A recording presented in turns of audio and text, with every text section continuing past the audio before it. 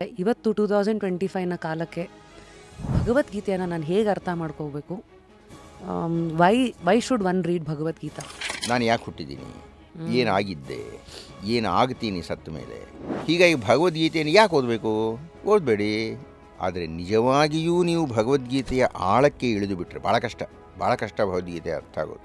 ನಾನು ಇಲ್ಲಿಯ ತನಕ ಏನಿಲ್ಲ ಅಂದ್ರೂ ಒಂದು 10,000 ಸಲ ಓದ್ಬಿಟ್ಟಿದ್ದೀನಿ ಅದನ್ನು. ಅಬ್ದುಲ್ ಕಲಾಂ ಅವರು ಅವರಿಗೆ ಅವರ ಹಿರಿಯರು ಒಂದು ಪುಸ್ತಕ ಕೊಟ್ಟರು, ಅದು ಭಗವದ್ಗೀತೆ ಆಗಿತ್ತು. ನೀವು ಸತ್ಯವನ್ನು ಅರಗಿಸಿಕೊಳ್ಳುತ್ತೇನೆ ಅಂದರೆ ಒಂದು ಉತ್ತರ ಇದೆ ನಂದು. ಹೇಳಿ ಸರ್. ನೀವು ವ್ರತವನ್ನು ಮಾಡುವುದರಿಂದಲೋ, ಜಪ ಮಾಡೋದರಿಂದಲೋ, ಪೂಜೆ ಮಾಡೋದರಿಂದಲೋ, ಜ್ಯೋತಿಷವನ್ನು ಕೇಳೋದರಿಂದಲೋ ಕೇವಲ ನಿಮಗೆ ಸಮಾಧಾನವನ್ನು ಮಾಡುತ್ತೇ ಆಗಲಿ, ನೀವು ಅನುಭವಿಸಬೇಕಾಗಿರತಕ್ಕಂತಹ ಕಷ್ಟ ಅಥವಾ ಸುಖವನ್ನು ಬದಲಾಯಿಸೋಕ್ಕಾಗಲ್ಲ. ಪ್ರತಿಯೊಬ್ಬರಿಗೂ ಯಾವುದೋ ಒಂದಷ್ಟು ಶಕ್ತಿ ಇರುತ್ತೆ. ಪ್ರಶ್ನೆ ಇರತಕ್ಕಂಥದ್ದು ಆ ಗುಣ ನೀವು ಸಂಪಾದಿಸಿದ್ದ ಅಥವಾ ನಿಮಗೆ ಬಂದಿದ್ದ ಅಂತ. ನೀವು ಪ್ರಪಂಚಕ್ಕೆ ಅಷ್ಟು ಮಹಾಜ್ಞಾನಿಗಳಾದ್ರೂ ನನಗೆ ಕಣ್ಣಲ್ಲಿ ನೀರು ಬರ್ತಾ ಇದೆ. ಯಾಕೆಂದರೆ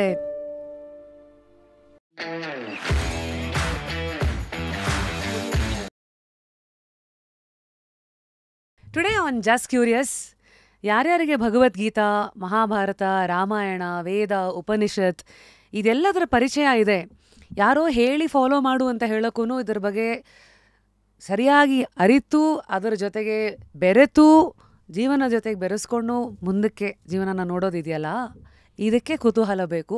ಆ ಕುತೂಹಲನ ನೀಗ್ಸೋಕ್ಕೆ ಸರಿಯಾಗಿರುವಂತಹ ಜ್ಞಾನಿಗಳು, ಮೇಧಾವಿಗಳು ಬೇಕು. ಆ್ಯಂಡ್ ಅದಕ್ಕೆ ಇವತ್ತು ನಮಗೆ ಡಾಕ್ಟರ್ ಪಾವಗಡ ಪ್ರಕಾಶ್ ರಾಯರು ಸರ್. ನನಗೆ ನೀವು ಯಾವತ್ತೂ ಪ್ರೀತಿಯ ಪಾವಗಡ ಪ್ರಕಾಶ್ ಸರ್. ನೀವು ಪ್ರಪಂಚಕ್ಕೆ ಅಷ್ಟು ಮಹಾಜ್ಞಾನಿಗಳಾದ್ರೂ ನನಗೆ ಕಣ್ಣಲ್ಲಿ ನೀರು ಬರ್ತಾ ಇದೆ. ಯಾಕೆಂದರೆ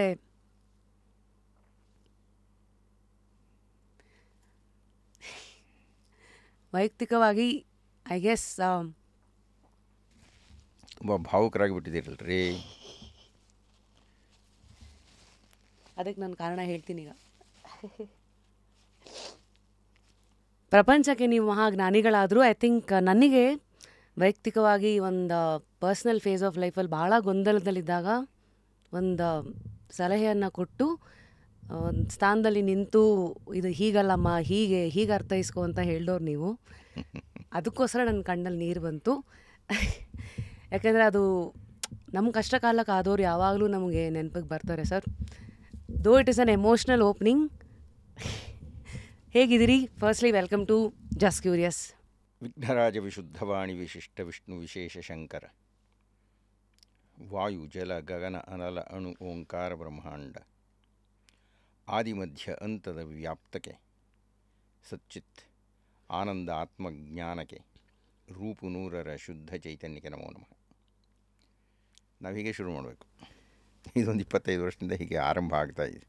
ಯಾಕೆ ಸರ್ ಇದು?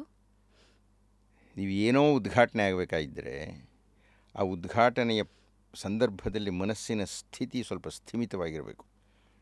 ಹಾಗೆ ಮನಸ್ಸಿಗೆ ಸ್ಥಿಮಿತತೆ ಅಂತ ಬರಬೇಕಾಗಿದ್ದರೆ ನಾವು ನಮ್ಮನ್ನು ಮೀರಿದ, ನಮ್ಮನ್ನು ನಿಯಂತ್ರಣ ಮಾಡಬಲ್ಲಂತಹ, ನೋಡಿರದ, ಕಂಡಿರದ, ಕೇಳಿರದ, ಗೊತ್ತಿರದ ಯಾವುದೋ ಒಂದು ಶಕ್ತಿಯನ್ನು ನೆನಪಿಸಿಕೊಳ್ಳಬೇಕು.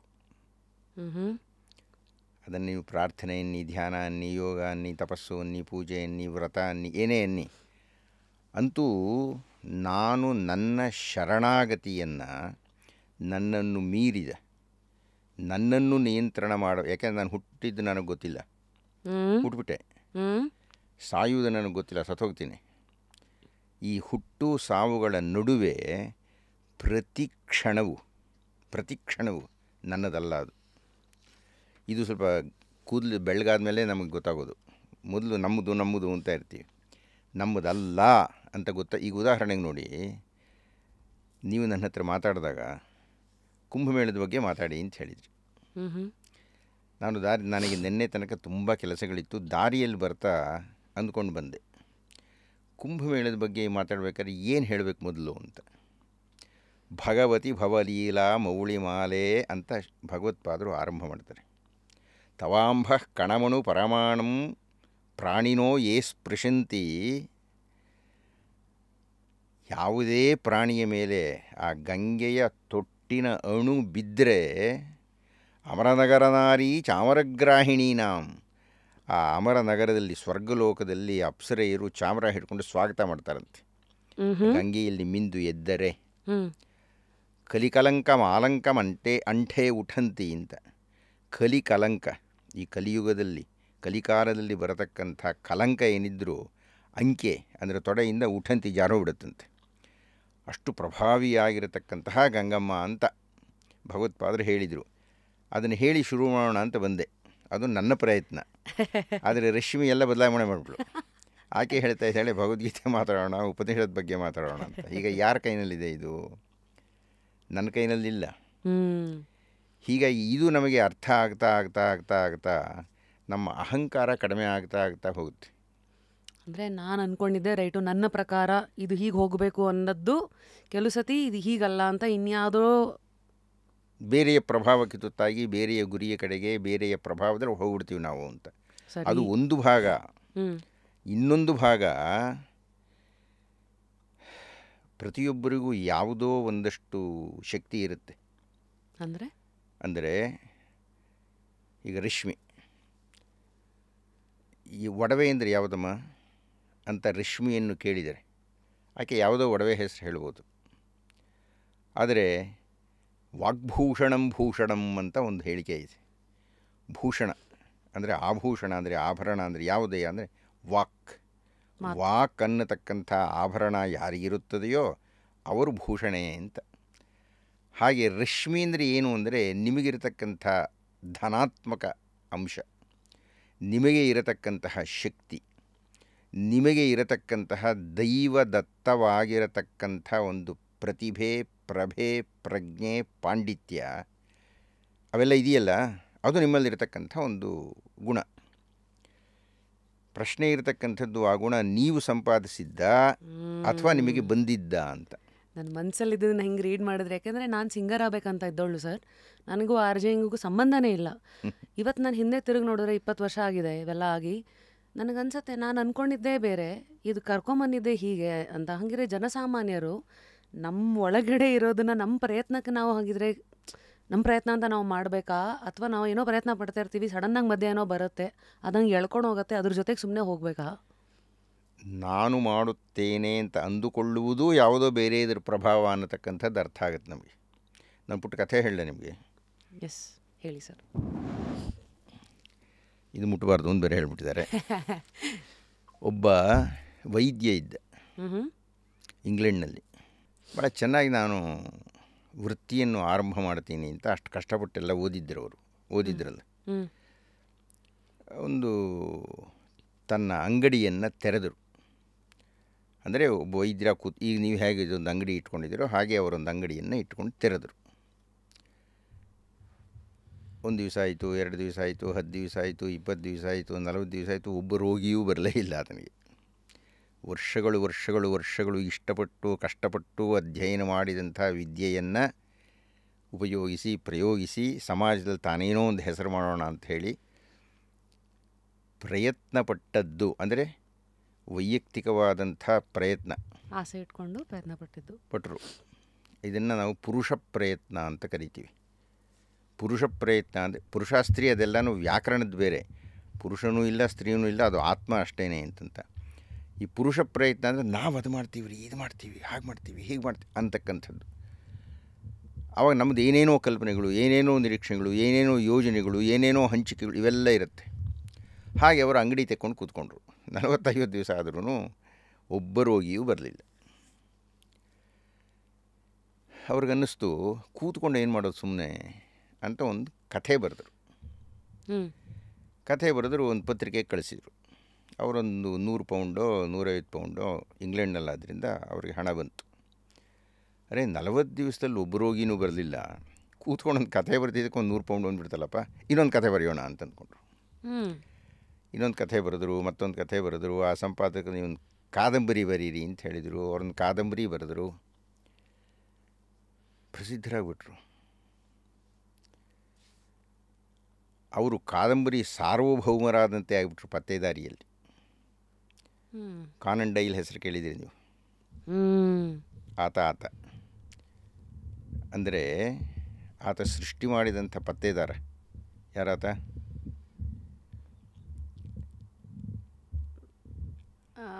ಅಂದರೆ ಬರಿರುವ ಕಥೆಯನ್ನು ಕಥೆಯಲ್ಲಿ ಬರತಕ್ಕಂಥ ಪತ್ತೇದಾರಿ.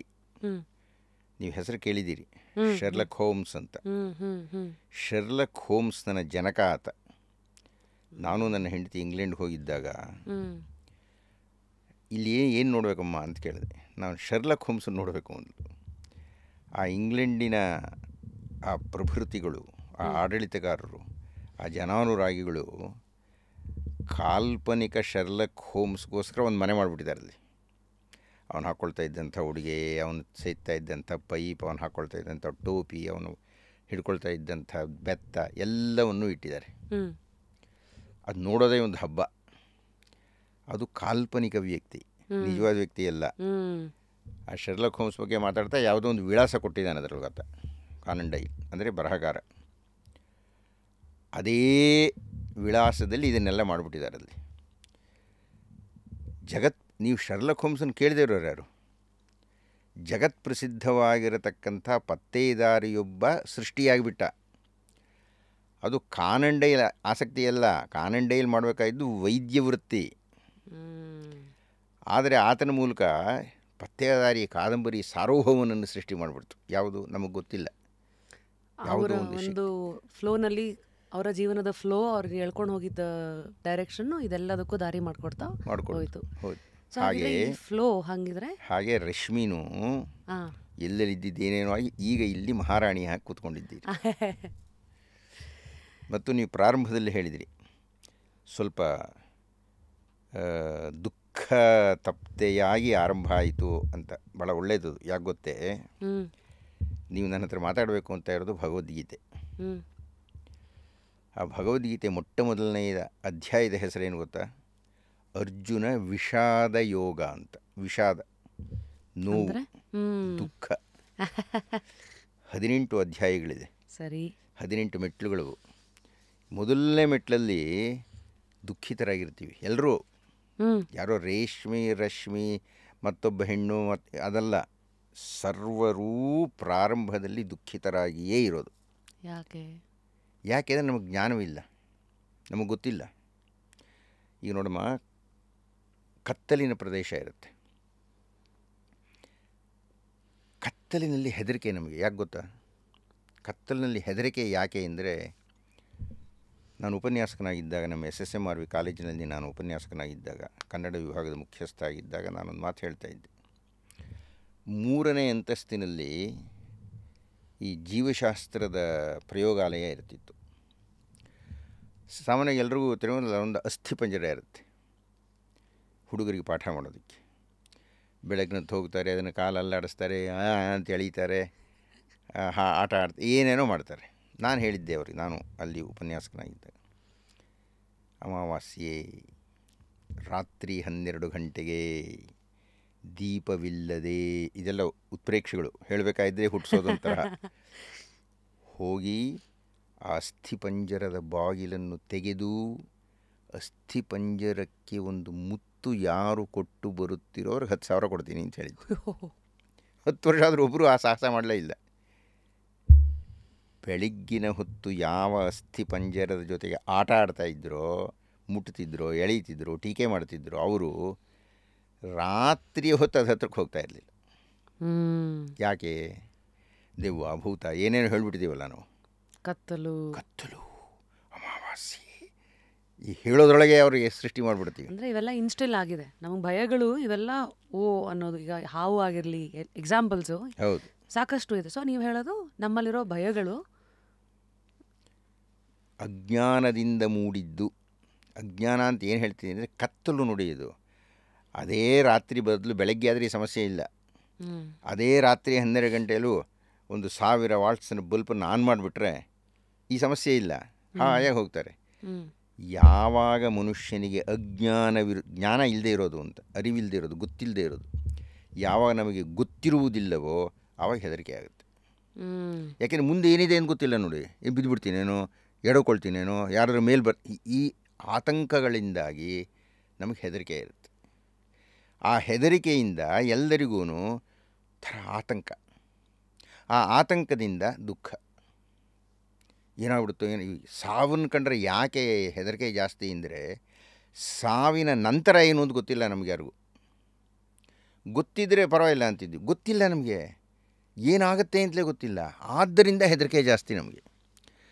ಹೀಗಾಗಿ ಅರ್ಜುನನಿಗೆ ಯುದ್ಧಭೂಮಿಯಲ್ಲಿ ನಿಂತಾಗ ಹೆದರಿಕೆ ಶುರುವಾಯಿತು. ಮಾತುಲಾನ್ ಭ್ರಾತೃನ್ ಪಿತ್ರಾನ್ ಪೌತ್ರಾನ್ ಸಖೀಂಸ್ತಥಾ ಶ್ವಶುರಾನ್ ಸಹೃದಶ್ಚೈವ ಸೇನೆಯೋರುಹಯೋರಪಿ.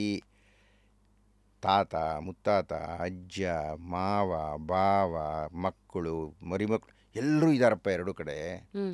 ಎಲ್ಲರನ್ನೂ ನಾನು ಸಾಯಿಸಬೇಕಾಗಿದೆ ಈಗ. ಹಾಗೆ ಸಾಯಿಸಿ ಪಾಪ ಬಂದ್ಬಿಡುತ್ತೆ ನನಗೆ. ಆ ಪಾಪಕ್ಕೆ ನಾನು ಸಿದ್ಧ ಇಲ್ಲ. ಅಂಥ ಒಂದು ಪಾಪವನ್ನು ಮಾಡೋಕ್ಕೆ ಹೋಗ್ತಾ ಇದೀನಲ್ಲ ಅಂತ ಅವನಿಗೆ ಹೆದರಿಕೆ ಶುರುವಾಯಿತು, ಮುಂದೆ ನರಕ ಪ್ರಾಪ್ತಿಯಾಗುತ್ತೆ ಅಂತ. ಆದ್ದರಿಂದ ಅರ್ಜುನ ವಿಷಾದ ಯೋಗ. ಓಕೆ. ಹೀಗಾಗಿ ಭಗವದ್ಗೀತೆ ಶುರುವಾಗಿದ್ದೇ ವಿಷಾದದಿಂದ, ಅವನ ಹಿಂಜರಿಕೆಯಿಂದ, ಅವನ ಗೋಳಾಟದಿಂದ. ಹಿಂಗೆಲ್ಲ ಇದಕ್ಕೆಲ್ಲ ನಾನು ರೆಡಿ ಆಗಬೇಕು, ಪಾಪ ಮಾಡಬೇಕು, ನಾನು ಸಾಯಿಸಬೇಕಾಗಿದೆ ಅಂತ ಹೆದರ್ಕೊಂಡ ಅವನು.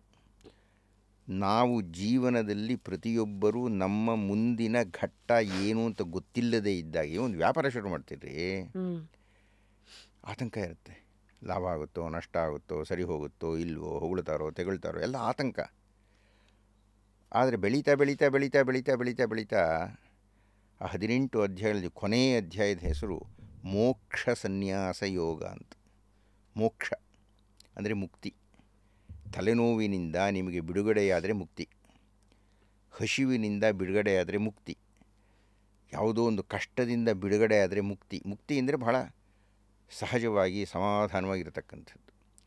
ಹೀಗಾಗಿ ಯಾರು ವಿಷಾದದಿಂದ ಆರಂಭ ಮಾಡುತ್ತಾರೋ ಅವರು ಸುಖದಲ್ಲಿ ಪರ್ಯವಸಾನ ಹೊಂದುತ್ತಾರೆ. ನೋವಿನಿಂದ ಆರಂಭ ಆದರೆ ಅದು ಸಮಾಧಾನದಲ್ಲಿರುತ್ತೆ. ನೋಡಿ, ನನಗೆ ಬಹಳ ದೊಡ್ಡ ಒಬ್ಬ ಪವಾಡ ಪುರುಷನಂತೆ ಮೋದಿಯವರು ಕಾಣಿಸ್ತಾರೆ. ಯಾಕೆ ಅಂದರೆ ರಾಜಕೀಯ ಅದೆಲ್ಲ ಆ ಕಾರಣಗಳಲ್ಲ. ಒಬ್ಬ ವೇದಾಂತಿಯಾಗಿ ನೋಡ್ತೀನಿ ನಾನು ಅವ್ರನ್ನ. ಗುಜರಾತ್ನ ಮುಖ್ಯಮಂತ್ರಿಯಾಗಿದ್ದಾಗ ಗೋಧ್ರಾ ಪ್ರಕರಣ ಗೊತ್ತು ನಿಮಗೆ. ರೈಲ್ವೆ ದುರಂತ ಇದು, ಒಂದಷ್ಟು ಜನ ಸತ್ತಿದ್ದು, ಅವ್ರ ಮೇಲೆ ಆ ಸರ್ಕಾರ ಬೀಳಬೇಕು ಅಂತ ಹೇಳಿದ್ದು, ಜನೋಸೈಡ್. ಸುಮಾರು 10 ವರ್ಷಗಳ ಕಾಲ ಅವ್ರಿಗೆ ಹಿಂಸೆ ಕೊಟ್ಟರು. 10 ವರ್ಷಗಳು. ಅಮೆರಿಕ ಅಂತ ಒಳಗೆ ಬರಲೇ ಕೂಡದು ಅಂತ ಅವ್ರಿಗಿದ್ದ ಪರವಾನಗಿ ಎಲ್ಲ ಕಿತ್ತಾಕ್ಬಿಡ್ತು. ಆ ಮಹಾಮನುಷ್ಯ, ರಾಜಕೀಯವಾಗಿ ಏನೇ ಇರಲಿ ಪರ ವಿರೋಧ ಅದಿದ್ದೇ ಇರುತ್ತೆ, ಆ ಮಹಾಮನುಷ್ಯ 10 ವರ್ಷಗಳು ಒಂದೇ ಒಂದು ಮಾತಾಡಲಿಲ್ಲ. 10 ವರ್ಷಗಳು ತಪಸ್ಸು ಮಾಡಿದರು, ಮೌನವಾದ ತಪಸ್ಸು ಮಾಡಿದರು. ಎಲ್ಲರೂ ಬಿದ್ದರು. ವಿದೇಶಿ ಪತ್ರಕರ್ತರೆಲ್ಲ ದಾಳಿ ಮಾಡಿದರು. ನಮ್ಮವರನಕ ಕಾಂಗ್ರೆಸ್ನವರು ಅವರನ್ನು ಹರಿದು ಹಿಪ್ಪಾಕ್ ಮಾಡಿಬಿಟ್ರು. ಅವಾಗ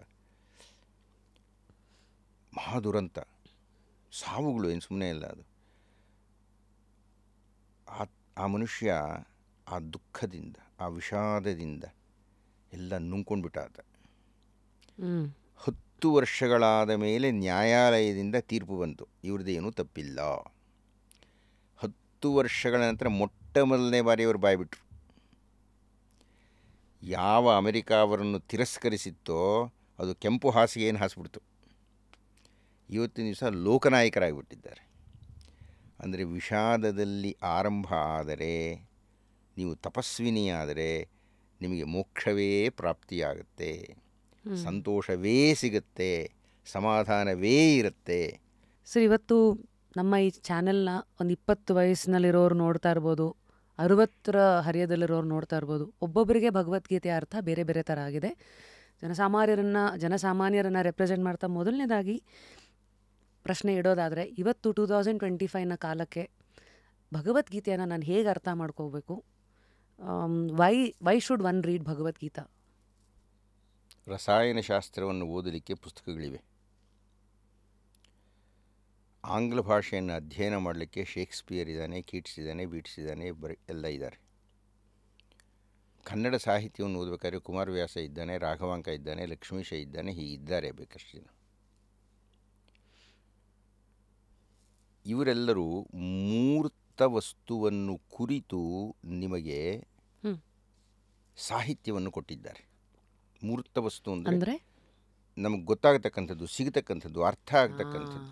anything which is tangible, touchable.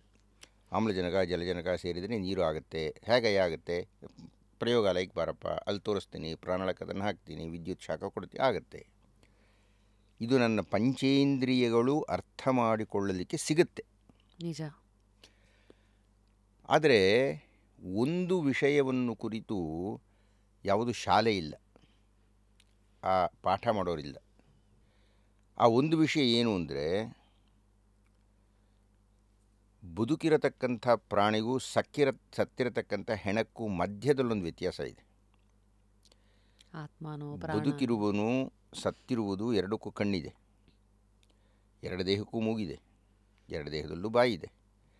ಆದರೆ ಸತ್ತಿರುವ ಹೆಣದ ಕಣ್ಣು ನೋಡುವುದಿಲ್ಲ, ಸತ್ತಿರುವ ಹೆಣದ ಮೂಗು ವಾಸನೆ ತಗೊಳ್ಳೋಕ್ಕಾಗಲ್ಲ, ಸತ್ತಿರುವ ಹೆಣ ಎದ್ದು ಓಡಾಡಲ್ಲ, ಕೂತ್ಕೊಳ್ಳಲ್ಲ, ಏನೂ ಮಾಡಲ್ಲ. ಈ ಚಲನಶೀಲವಾದಂತಹ ಶರೀರಕ್ಕೂ ಸತ್ತು ಬಿದ್ದಿರತಕ್ಕಂಥ ದೇಹಕ್ಕೂ ಏನು ವ್ಯತ್ಯಾಸ? ಆ ವ್ಯತ್ಯಾಸ ಏನು ಅನ್ನುವುದನ್ನು ಕುರಿತು ಇಡೀ ಪ್ರಪಂಚದಲ್ಲಿ ಚರ್ಚೆ ಆಗಿಬಿಟ್ಟಿದೆ. ಅದನ್ನು ತತ್ವ ಅಂತ ಕರೀತಾರೆ. ತತ್ವ ಅಂದರೆ ಸತ್ಯ ಏನು ಅಂತ. ನಾನು ಯಾಕೆ ಹುಟ್ಟಿದ್ದೀನಿ, ಏನಾಗಿದ್ದೆ, ಏನಾಗ್ತೀನಿ ಸತ್ತ ಮೇಲೆ, ಇದನ್ನು ಕುರಿತು ಚಿಂತನೆ ಮಾಡತಕ್ಕಂಥ ಶಾಸ್ತ್ರವನ್ನು ತತ್ವಶಾಸ್ತ್ರ ಅಂತ ಕರಿತೀವಿ. ಪ್ರಕೃತಿ ಅನ್ನೋದೇನು ಹೀಗಿದೆ, ಆಧಾರ ಇಲ್ಲದೆ ಇರತಕ್ಕಂಥ ಸೂರ್ಯ, ಆಧಾರವೇ ಇಲ್ಲದೆ ಇರತಕ್ಕಂಥ ಭೂಮಿ, ಎಲ್ಲವೂ ಆಧಾರ ಇಲ್ಲ. ನೀವು ಗಮನಿಸಿ, ಭೂಮಿ ನಾವು ಕೂತ್ಕೊಂಡಿದ್ದೀವಿ, ಆಧಾರವಾಗಿ ಕೂತ್ಕೊಂಡಿದ್ದೀವಿ ಅಂತ.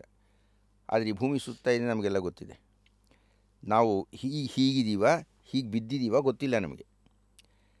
ಅಂದರೆ ನಾವು ಆಧಾರದಲ್ಲಿ ಸ್ಥಿರವಾಗಿ ಕುಳಿತಿದ್ದೇವೆ ಅಂದರೂ ನಾನು ಕುಳಿತಿರತಕ್ಕಂಥ ಈ ಭೂಮಿಗೆ ಆಧಾರ ಇಲ್ಲ, ಆಧಾರವೇ ಇಲ್ಲದೆ ಸುತ್ತ ಇದೆ ಅದು.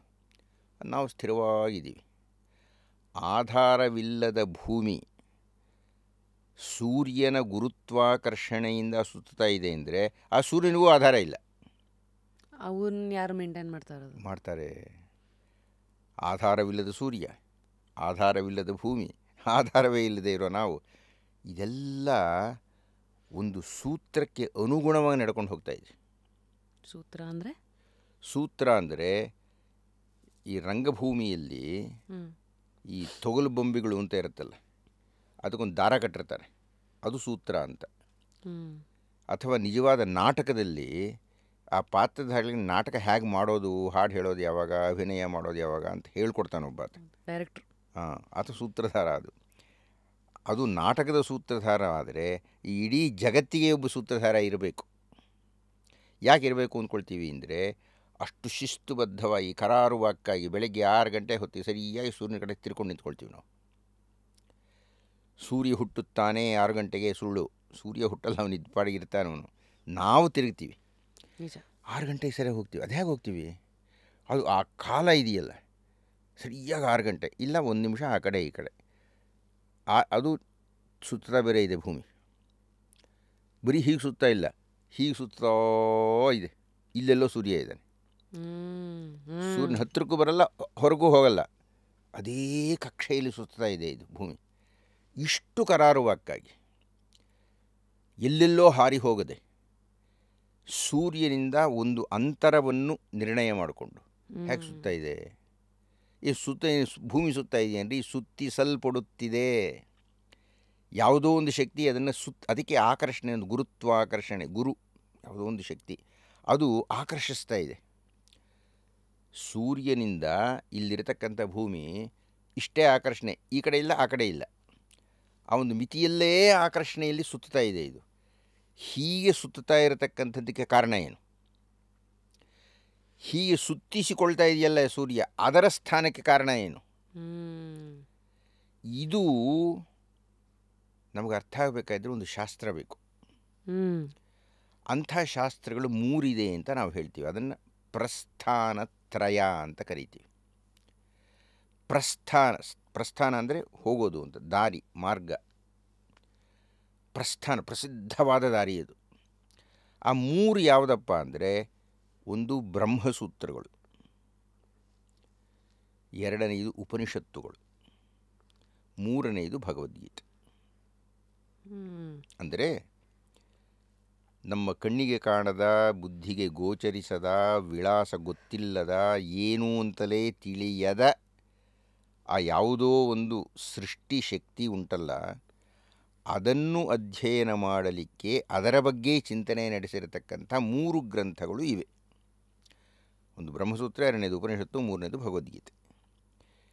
ಹೀಗಾಗಿ ಭಗವದ್ಗೀತೆಯನ್ನು ಯಾಕೆ ಓದಬೇಕು ಅಂದರೆ, ಈ ವಿಷಯದ ಬಗ್ಗೆ ಆಸಕ್ತಿ ಇರುವವರಿಗೆ ಅದು ಆಧಾರ ಗ್ರಂಥ.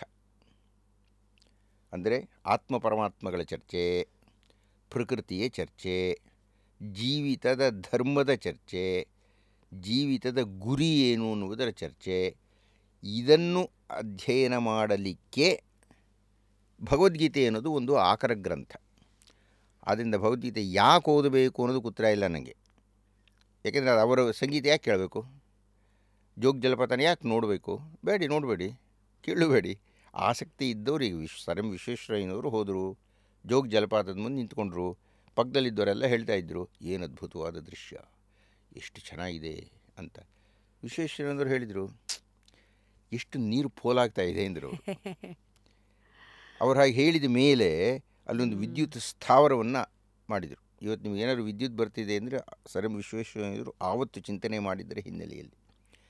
ಅಂದರೆ ನಿಮಗೆ ಸಂಗೀತವನ್ನು ಯಾಕೆ ಕೇಳಬೇಕು ಅಂದರೆ ಯಾರೂ ಕೇಳು ಅಂತ ಹೇಳೋಕ್ಕಾಗಲ್ಲ. ಈಗ ಬ್ರೆಕ್ ನೃತ್ಯ ಅಂತ ಒಂದಿದೆ, ಅದನ್ನು ನೋಡಿದರೆ ನಮಗೆ ಒಂಥರ ಆಗುತ್ತೆ.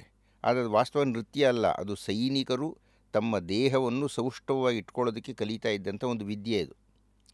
ಭರತನಾಟ್ಯ ಅನ್ನತಕ್ಕಂಥದ್ದು ಬರೀ ನಾವು ನೋಡಿ ಖುಷಿ ಪಡ್ತೀವಿ ಅಂತಲ್ಲ, ಆ ನೃತ್ಯಗಾತಿ ತನ್ನ ದೇಹವನ್ನು ಸೌಷ್ಠವವಾಗಿ ಇಟ್ಕೊಳ್ಳಲಿಕ್ಕೆ ಮಾಡ್ತಾ ಇದ್ದಂಥ ಕಸರತ್ತು, ಗಂಡಾಗಲಿ ಹೆಣ್ಣಾಗಲಿ. ಅಂದರೆ ನೋಡಿ ಖುಷಿ ಪಡುವುದು ಬೇರೆ, ಖುಷಿ ಪಡುವುದರಲ್ಲಿನ ಆಯಾಮಗಳು ಬೇರೆ, ಅದನ್ನು ಮಾಡ್ತಾ ಇರತಕ್ಕಂಥ ವ್ಯಕ್ತಿ ಅನುಭವಿಸ್ತಕ್ಕಂಥ, ಗಳಿಸ್ತಕ್ಕಂಥ, ಸಾಧಿಸ್ತಕ್ಕಂಥ, ಜಯಶೀಲರಾಗತಕ್ಕಂಥ ಗುರಿ ಬೇರೆ. ಹೀಗಾಗಿ ಭಗವದ್ಗೀತೆಯನ್ನು ಯಾಕೆ ಓದಬೇಕು? ಓದಬೇಡಿ. ಯಾರು ಓದುತ್ತಾರೆಯೋ ನೋಡಿ, ಬಹಳ ಪ್ರಪಂಚದ ವಿಸ್ಮಯ ಅಂದರೆ, ಪ್ರಪಂಚದಲ್ಲಿ ನೂರಾರು ತಾತ್ವಿಕ ಗ್ರಂಥಗಳಿದೆ, ನೂರಾರಿವೆ. ಬರೀ ಭಾರತದಲ್ಲಿ ತತ್ವಶಾಸ್ತ್ರ ಚಿಂತನೆ ಮಾಡ್ತು ಅಂತಲ್ಲ, ಗ್ರೀಸ್ನಲ್ಲಾಗಿರ್ಬೋದು, ಇಂಗ್ಲೆಂಡ್ನಲ್ಲಾಗಿರ್ಬೋದು, ಯುರೋಪ್ನ ಎಲ್ಲ ದೇಶಗಳಲ್ಲಿಯೂ ತತ್ವಜ್ಞಾನಿಗಳು ಇದ್ದಾರೆ. ಆದರೆ ನೋಡಮ್ಮ, ಭಗವದ್ಗೀತೆ ಅನ್ನತಕ್ಕಂಥದ್ದು ಪ್ರಪಂಚದ ತತ್ವಶಾಸ್ತ್ರಗಳೆಲ್ಲ ಮಾನ್ಯ ಮಾಡಿರ್ತಕ್ಕಂಥ ಕೃತಿ. ತತ್ವಶಾಸ್ತ್ರದ ಗಿರಿ ಶಿಖರದಲ್ಲಿರ್ತಕ್ಕಂಥ ಕೃತಿ ಭಗವದ್ಗೀತೆ. ಇದೆಲ್ಲ ಬಾಹ್ಯವಾಗಿ ಹೋಗ್ತಕ್ಕಂಥದ್ದು. ಆದರೆ ನಿಜವಾಗಿಯೂ ನೀವು ಭಗವದ್ಗೀತೆಯ ಆಳಕ್ಕೆ ಇಳಿದು ಬಿಟ್ಟರೆ ಭಾಳ ಕಷ್ಟ ಭಗವದ್ಗೀತೆ ಅರ್ಥ ಆಗೋದು. ನಾನು ಇಲ್ಲಿಯ ತನಕ ಏನಿಲ್ಲ ಅಂದ್ರೂ ಒಂದು 10,000 ಸಲ ಓದ್ಬಿಟ್ಟಿದ್ದೀನಿ ಅದನ್ನು. ಅದು ನಿತ್ಯ ಪಾರಾಯಣ, ನನಗೆ ತುಂಬ ಆಕರ್ಷಣೆ ಆಗಿರ್ತಕ್ಕಂಥ ಕೃತಿ. ಆದರೆ 10,000 ಸಲ ಓದಿ ಅಂತ ಹೇಳಿದ್ದು 10,000 ಸಲ ಓದಿ ಅಂತ ಹೇಳ್ಕೊಳಕ್ಕಲ್ಲ, 10,000 ಬಾರಿ ಓದಿದ್ದರೂ ಪೂರ್ತ ಅರ್ಥ ಆಗಿದ್ದೇನೆ ಅಂದರೆ ಸಂದೇಹ ಅಂತೀನಿ ನಾನು. ಅಂದರೆ ಅಂಥ ಗ್ರಂಥ ಅದು, ಅಷ್ಟು ಶ್ರೀಗ್ರಂಥ, ಅಂಥ ಮಹಾನ್ ಪುಟಾಣಿದು. ಬರೀ 700 ಶ್ಲೋಕ ಇದೆ ಅಷ್ಟೇ, ಅದಕ್ಕಿಂತ ಜಾಸ್ತಿ. ಬರೀ 700 ಶ್ಲೋಕ ಇರತಕ್ಕಂಥ 18 ಅಧ್ಯಾಯ 700 ಶ್ಲೋಕಗಳ ಪುಟಾಣಿ ಗ್ರಂಥ ಇಡೀ ಪ್ರಪಂಚಕ್ಕೆ ಮಾನ್ಯ ಆಗಿಬಿಟ್ಟಿದೆ. ಯಾರಿಗೆ? ಯಾರು ತತ್ವದರ್ಶಿನಃ, ಯಾರು ತತ್ವವನ್ನು ದರ್ಶನ ಮಾಡಬೇಕು ಅಂತ ಇರ್ತಾರೋ ಅವರಿಗೆ ಅದು ಮಹಾಶ್ರೇಷ್ಠವಾದ ಗ್ರಂಥ. ಸರ್, ಈ ತತ್ವದರ್ಶನ ಅದ್ರ ಬಗ್ಗೆ ಆಸೆ ಹುಟ್ಕೊಳ್ಳೋದು ಹೇಗೆ? ಇಲ್ಲ, ಅದು ಪ್ರಯತ್ನ ಪಟ್ಟು ಹುಟ್ಟೋದಲ್ಲ, ತನ್ನಿಂದ ತಾನೇ ಆಗಬೇಕದು. ತತ್ವ ಇರಲಿ, ಸಂಗೀತ ಇರಲಿ, ಯಾವುದೇ ಇರಲಿ, ನಾವು ಪ್ರಯತ್ನಪಟ್ಟು ಹುಟ್ಟಿಸೋದಲ್ಲ, ಅದು ತನ್ನಿಂದ ತಾನೇ ಬರಬೇಕದು, ಜನ್ಮತಃ ಬರಬೇಕು. ಜನ್ಮತಃ ಹೇಗೆ ಬರುತ್ತೆ ಅಂದರೆ, ವ್ಯಕ್ತಿಯೊಬ್ಬ ಮಾಡಿರತಕ್ಕಂತಹ ಪೂರ್ವಜನ್ಮಗಳ ಪುಣ್ಯ ಪಾಪಗಳ ಫಲಿತವಾಗಿ ಅದು ನಿರ್ಣಯ ಆಗುತ್ತೆ.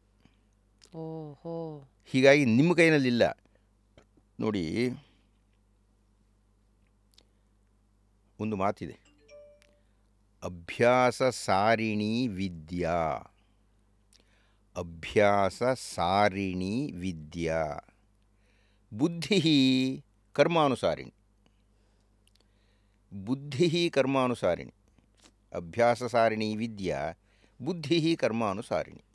ಅಂದರೆ ವಿದ್ಯೆ ಅಭ್ಯಾಸದಿಂದ ಬರುತ್ತೆ, ಬುದ್ಧಿ ಮಾತ್ರ ನಿಮ್ಮ ಕರ್ಮದ ಫಲನೇ, ಅದೇ ಕಂಟ್ರೋಲ್ ಮಾಡೋದು. ನಿಮ್ಮ ಬುದ್ಧಿ ನಿಮ್ಮ ಕೈನಲ್ಲಿ ಇಲ್ಲ ಹಂಗಿದ್ರೆ. ನಿಮ್ಮ ವಿದ್ಯೆ ನಿಮ್ಮ ಕೈನಲ್ಲಿದೆ ಅಷ್ಟೇ. ವಾವ್. ದೇವೇಗೌಡರು ಒಂದು ಸಲ ನಮ್ಮ ಮನೆಗೆ ಬಂದು ಮಾತಾಡ್ತಾ ಇದ್ವಿ ನಾವು. 92 ವರ್ಷನೋ ಏನೋ ಆಗಿದೆ ಅವರಿಗೆ, ಹಣ್ಣು ಮುದುಕರು. ಈಗ ಅವ್ರು ಗಾಲಿ ಕುರ್ಚೀಲಿ ಓಡಾಡ್ತಾರೆ. ಯಾವುದೋ ಒಂದು ಯಜ್ಞದ ಬಗ್ಗೆ ಮಾತಾಡ್ತಾ ಇದ್ವಿ ನಾವು. ಅವ್ರಿಗೆ ನಾನು ವೈಯಕ್ತಿಕ ಏನೇನು ಮಾತಾಡ್ತಾ ಇದ್ವಿ, ಕೊನೆಯಲ್ಲಿ ಇಂಥದ್ದೊಂದು ಯಜ್ಞ ಮಾಡಬೇಕು ಅದೆಲ್ಲ ಹೇಳಿದ್ದಾಯಿತು. ಅವ್ರ ಹತ್ರ ಅತ್ಯಂತ ಸುಮಾರು ಒಂದು 5 ವರ್ಷದ ಹಿಂದೆ ಒಂದು ಮೊಬೈಲ್ ಬಂದರೆ ಹೇಗಿರುತ್ತೋ ಅಂಥ ಮೊಬೈಲ್ ಇದೆ.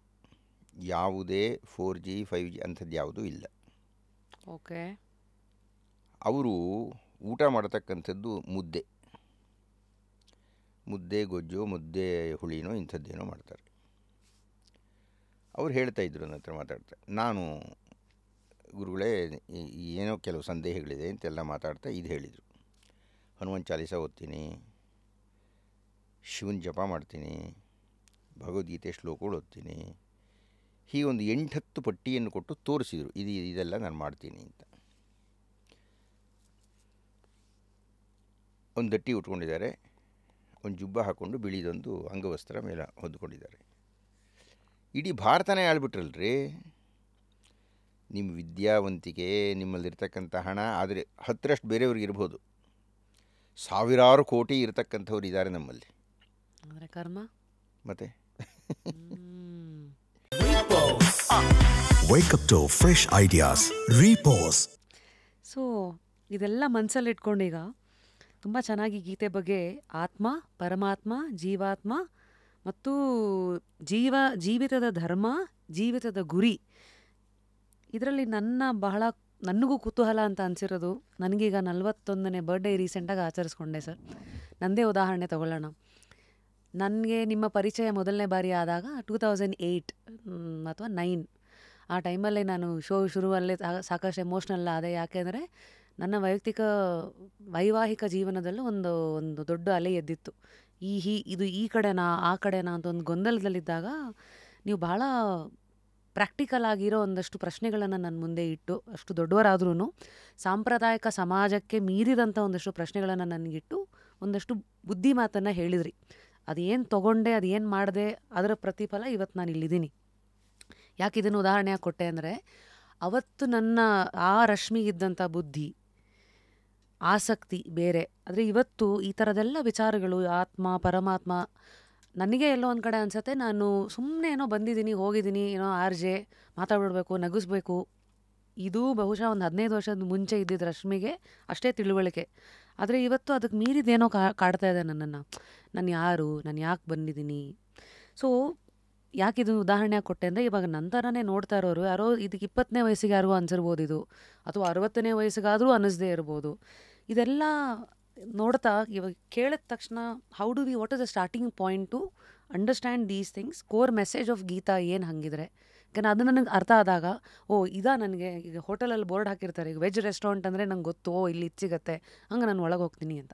ಸೊ ಆ ಒಂದು ಆಯಾಮದಲ್ಲಿ ನೋಡ್ತಾ ಇರೋರಿಗೆ ಹೇಗೆ ಒಂದು ಪರಿಚಯ ಮಾಡಿಕೊಡ್ಬೇಕು ಸರ್ ಗೀತಾದು ಮೆಸೇಜ್ ಇನ್ 1 ಸೆಂಟೆನ್ಸು? ನೋಡಮ್ಮ, ಕೆಲವು ವಿಷಯಗಳನ್ನು ನಾವು ಸೂಚ್ಯವಾಗಿ ಹೇಳ್ಬೋದು. ಅಥವಾ ನೀವೇ ಕೊಟ್ಟ ಉದಾಹರಣೆಯಲ್ಲಿ ಉಪಾಹಾರ ಗೃಹಕ್ಕೆ ಹೋಗಿ ಕೂತ್ಕೊಂಡ್ರೆ ಏನೇನಪ್ಪ ತಿಂಡಿ ಇದೆ ಅಂದರೆ ಒಂದು ಪಟ್ಟಿ ಕೊಟ್ಬಿಡ್ತಾನೆ, ಇದಿದು ಹೀಗೆ ಅಂತ. ಅದು ಜೀವನವನ್ನು ನೋಡತಕ್ಕಂಥ ಒಂದು ಮುಖ, ಆದರೆ ಅದೇ ಜೀವನ ಅಲ್ಲ. ಜೀವನವನ್ನು ನೋಡೋದು ಮತ್ತೊಂದು ಮುಖ ಇದೆ. ಏನದು? ಹಿಮವತ್ ಪರ್ವತವನ್ನು ನೋಡೋಣೇನ್ರಿ. ಹಿಮವತ್ ಪರ್ವತವನ್ನು ನೋಡೋಣವೇ ಅಂತಿದ್ದ ಹಾಗೇ ಮೊಟ್ಟ ಮೊದಲನೆಯ ಸವಾಲು ದೂರ, ಎರಡನೆಯ ಸವಾಲು ಪ್ರಯಾಣದ ಸಾಧನ, ಮೂರನೆಯದು ನಿಮಗೆ ಇರತಕ್ಕಂಥ ವ್ಯವಧಾನಗಳ ಮಧ್ಯದಲ್ಲಿ ಸಿಗಬೇಕಾದಂಥ ರಜೆ, ಸಮಯ, ನಾಲ್ಕನೆಯದು ಎಲ್ಲದಕ್ಕಿಂತ ಮುಖ್ಯವಾಗಿ ಹಿಮಾಲಯದಲ್ಲಿ ಕೂತು ನೀವೇನು ಮಾಡ್ತೀರಿ. ಇವುಗಳನ್ನೆಲ್ಲ ಇಟ್ಕೊಂಡಾಗ ನೀವು ಹೇಳಿದಿರಲ್ಲ, ಒಂದು ವಾಕ್ಯದಲ್ಲಿ ಸೂತ್ರ ಆಗಲ್ಲ ಅದು. ಅದು ಸುದೀರ್ಘವಾಗಿ ನೋಡಿ. ಪತಂಜಲ ಮಹರ್ಷಿಗಳು ಅಂತ ಒಬ್ಬರಿದ್ದರು. ಅವರು ಯೋಗ ಸೂತ್ರಗಳನ್ನು ಬರೀತಾರೆ. ಅದರಲ್ಲಿ ಒಂದು ಸೂತ್ರ ಹೀಗಿದೆ: ಸತು ದೀರ್ಘಕಾಲ ನೈರಂತರ್ಯ ಸತ್ಕಾರ ಸೇವಿತೋ ದೃಢಭೂಮಿ ಅಂತ. ಎಲ್ಲದಕ್ಕೂ ಅನ್ವಯಿಸುತ್ತೆ ಅದು. ವಿಶೇಷವಾಗಿ ಭಗವದ್ಗೀತೆಗೂ ಅನ್ವಯಿಸಿ ಹೇಳ್ತಾ ಇದ್ದೇನೆ. ಸತು ದೀರ್ಘಕಾಲ, ಒಂದು ವಾಕ್ಯದಲ್ಲಿ ಸ್ಥೂಲವಾಗಿ ಭಗವದ್ಗೀತೆನ ಅರ್ಥ ಮಾಡ್ಕೊಳ್ಳೋದಕ್ಕೆ ಆಗಲ್ಲ. ಅದು ಪ್ರಯತ್ನ ಅಲ್ಲ. ಸರಿ. ನೀವು ಪ್ರಾಧ್ಯಾಪಕರಾಗಬೇಕಾದ್ರೆ ಪ್ರಾಥಮಿಕ ಮಾರ್ಗ ಹುಡುಕಬಾರ್ದು, ನಾವು ಕಷ್ಟ ಇರೋ ಮಾರ್ಗ ಹುಡುಕಬೇಕು. ಹಿಮಾಲಯ ಅಂದರೆ ಹತ್ತಬೇಕು ಬೆಟ್ಟನ, ಸುಮ್ಮನೆ ಕೂತ್ ಕಡೆನೇ ನೋಡ್ಬಿಡ್ತೀವಿ, ಅವೆಲ್ಲ ಆಗೋದಿಲ್ಲ. ಅದನ್ನು ನೀವು ಬೇರೆ ದೂರದರ್ಶನದಲ್ಲಿ ನೋಡಿ, ವಾಹಿನಿಯಲ್ಲಿ ಚಿತ್ರ ನೋಡಿ ಅಷ್ಟೇ. ಚಿತ್ರ ನೋಟ ಬೇರೆ, ಸ್ವಾನುಭವ ಬೇರೆ. ನಿಮಗೆ ಭಗವದ್ಗೀತೆ ಅನ್ನತಕ್ಕಂಥದ್ದು ಬೇರೆ ಶಾಸ್ತ್ರಗಳಿಗಿನ್ನ ವಿಭಿನ್ನವಾದ ಶಾಸ್ತ್ರ ಆಗಿದ್ದಾಗ ಅದನ್ನು ಸುಲಭವಾಗಿ ಗ್ರಹಣ ಮಾಡಬೇಕು ಅಂದ್ರೆ ಆಗಲ್ಲ, ಅದು ಕಷ್ಟಪಡಬೇಕು ನೀವು. ಹೇಗೆ ಅಂದರೆ ಕಷ್ಟಪಡೋದು ಅಂದರೆ ಉದಾಹರಣೆಗೆ ಈಗ ಶ್ಲೋಕಗಳು ಪಠನ ಶುರು ಮಾಡಬೇಕಾ, ಪ್ರಾರಂಭ ಮಾಡಬೇಕಾದ ಹಾಗೆ. ಭಗವದ್ಗೀತೆಯನ್ನು ಅಧ್ಯಯನ ಮಾಡ್ತಾ ಇದ್ದೀರಿ ಅಂದರೆ ಮಹಾಸಹನೆ ಬೇಕು, ದೀರ್ಘಕಾಲ, ಭಾಳ ಕಾಲ ಇಟ್ಕೋಬೇಕು. ನೈರಂತರ್ಯ. ಅಬ್ದುಲ್ ಕಲಾಂ ಅವರು ಬಹಳ ವರ್ಷಗಳ ಹಿಂದೆ, ಸುಮಾರು 40 ವರ್ಷಗಳ ಹಿಂದಿನ, 45 ವರ್ಷಗಳ ಹಿಂದಿನ ಮಾತು. ಅವರು ನಮ್ಮ ಇಂಡಿಯನ್ ಇನ್ಸ್ಟಿಟ್ಯೂಟಿಗೆ ಇಲ್ಲಿ ಬೆಂಗಳೂರಿಗೆ ಬಂದಿದ್ದಾಗ ದಯಾನಂದನವರು ನನ್ನನ್ನು ಅವ್ರ ಹತ್ರ ಕರ್ಕೊಂಡು ಹೋಗಿದ್ದರು. ರಾಷ್ಟ್ರಪತಿ ಯಾವುದಕ್ಕಿಂತ ಮುಂದಿನ ಮಾತು, ವಿಜ್ಞಾನಿಯಾಗಿದ್ದಾಗ. ಇದು ಸರಿಯಾದ ಘಟನೆ. ಅವರೇ ಹೇಳಿದ ಅನುಭವವನ್ನು ನಾನು ಹೇಳ್ತಾ ಇದ್ದೀನಿ. ಅವರು ಯುವಕರಾಗಿದ್ದಾಗ, ಅವರು ವಿಜ್ಞಾನಿಯಾಗಿ ಪ್ರವೇಶ ಮಾಡಿದಾಗ ಅವರಿಗೆ ಅವರ ಹಿರಿಯರು ಒಂದು ಪುಸ್ತಕ ಕೊಟ್ಟರು, ಸಾಧ್ಯ ಆದರೆ ಓದಪ್ಪ ಅಂತ. ಅದು ಭಗವದ್ಗೀತೆ ಆಗಿತ್ತು. ಅವರು ಹೇಳಿದರು, ನಾನು ಒಂದು 60 ವರ್ಷಗಳಿಂದ ಪ್ರತಿನಿತ್ಯ ರಾತ್ರಿ ಮಲಗೋದಕ್ಕಿಂತ ಮುಂಚೆ ಭಗವದ್ಗೀತೆ ಓದ್ತೀನಿ ಅಂತ. ಮೊದಲನೇದಾಗಿ ಒಬ್ಬ ಮುಸಲ್ಮಾನ, ಎರಡನೇದಾಗಿ ಬ್ರಹ್ಮಚಾರಿ, ಮೂರನೇದಾಗಿ ವಿಜ್ಞಾನಿ, ನಾಲ್ಕನೇದಾಗಿ ನೂರಾರು ಕೆಲಸಗಳ ಮಧ್ಯದಲ್ಲಿ ಕಾಲವೇ ಇಲ್ಲದ ಮನುಷ್ಯ. 60 ವರ್ಷದಿಂದ ಭಗವದ್ಗೀತೆ ಓದ್ತಾ ಇದ್ದಾರೆ. ಯಾಕೆ ಓದ್ತಾ ಇದ್ದಾರೆ? ಯಾಕೆ ಓದ್ತಾ ಇದ್ದೀನಿ ಅಂದರೆ, ಎಲ್ಲಿಯ ತನಕ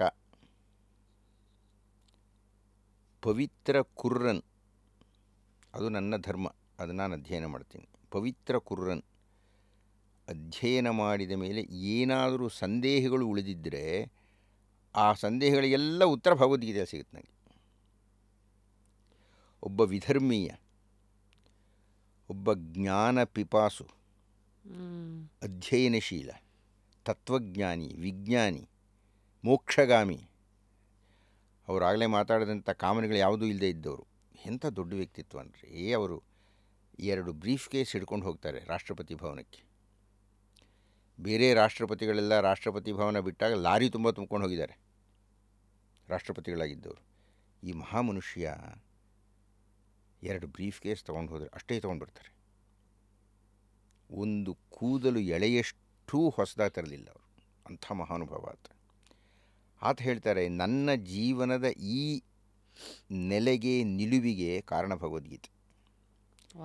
ಆದ್ದರಿಂದ ಶ್ರೀಮತಿ ರಶ್ಮಿಯವರೇ, ನಾನು ನಿಮ್ಮಲ್ಲಿ ಏನು ಪ್ರಾರ್ಥನೆ ಮಾಡ್ತೀನಿ ಅಂದರೆ, ಸುಲಭವಾದ ಮಾರ್ಗ, ಒಂದು ಪುಟಾಣಿ ಸಂದೇಶ, ಇವುಗಳಿಂದ ಭಗವದ್ಗೀತೆಯನ್ನು ಅಧ್ಯಯನ ಮಾಡೋಕ್ಕಾಗಲ್ಲ. ಅದು ರಾಗವೊಂದನ್ನು ಸಾಕ್ಷಾತ್ಕಾರ ಮಾಡಿಕೊಂಡಷ್ಟು ಕಷ್ಟ. ಅದು ಯಜ್ಞವನ್ನು ಮಾಡಿ ನಿಮ್ಮ ಇಷ್ಟ ದೈವವನ್ನು ಸಂದರ್ಶನ ಮಾಡಿದಷ್ಟು ಕಷ್ಟ. ಅದು ಬೇಡ ರೀ, ಒಂದು ಒಳ್ಳೆ ಹುಳಿಯನ್ನು ಮಾಡುವಷ್ಟು ಕಷ್ಟ. ಚೆನ್ನಾಗಿದೆ. ಈಗ ನಮ್ಮ ತಾಯಿಯವರು ಒಂದು ಕೂಟು ಮಾಡ್ತಾಯಿದ್ರು. ಸುಮಾರು 65 ವರ್ಷಗಳ ಹಿಂದೆ ಅವರು ಮಾಡಿದ ಕೂಟು ಈಗಲೂ ನೆನೆಸ್ಕೊಂಡ್ರೆ ವಾಸನೆ ಬರುತ್ತೆ ನನಗೆ. ಮಾಸ್ಟರ್ ಪೀಸ್ ಅಂತಾರಲ್ಲ, ನೀವು ಹೇಳಿದ್ರಲ್ಲ ಮಾಸ್ಟರ್ ಪೀಸ್, ನೀವು ಮಾಸ್ಟರ್ ಆಗಬೇಕು. ಎಸ್, ನೀವು ಬರೀ ಸ್ಟೂಡೆಂಟ್ ಆದರೆ ಆಗೋದಿಲ್ಲ. ಅದು 3rd ಕ್ಲಾಸ್ ಸ್ಟೂಡೆಂಟ್ ಆಗಲೇಬಾರ್ದು.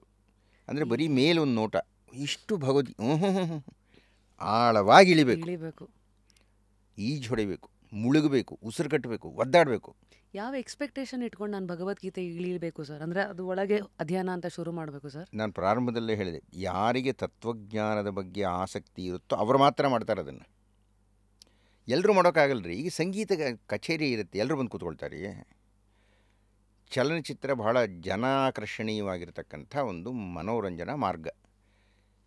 ಬೆಂಗಳೂರಿನಲ್ಲಿರೋ ಎಲ್ಲರೂ ಹೋಗಿ ಕೂತ್ಕೊಂಡ್ಬಿಡ್ತಾರೆ ಅಲ್ಲಿ ಥಿಯೇಟ್ರಿಗೆ? ಇಲ್ಲ. ಅಂದರೆ ಬುದ್ಧಿ ಕರ್ಮಾನುಸಾರಿಣಿ. ನಾನು ಯಾಕೆ ರಾಮಾಯಣ ಭಾರತ ಭಗವದ್ಗೀತೆ ಹಿಡ್ಕೊಂಡು ಕೂತಿದ್ದೀನಿ ಅಂದರೆ, ನಂಗೆ ಗೊತ್ತಿಲ್ಲ, ನನಗೆ ಹಾಗೆ ದೂಡಿದೆ, ಆ ಕಡೆಗೆ ಹೋಗಿದ್ದೀನಿ ಅಂದರೆ ನೂಕಿದೆ ಅದು. ಪ್ರತಿಯೊಬ್ಬರಿಗೂ ಅಷ್ಟೇ, ಯಾವ್ಯಾವುದೋ ಒಂದು ವಿಷಯದಲ್ಲಿ ಇದರೊಳಗೆ ದೊಡ್ಡದೂ ಇಲ್ಲ ಚಿಕ್ಕದೂ ಇಲ್ಲ.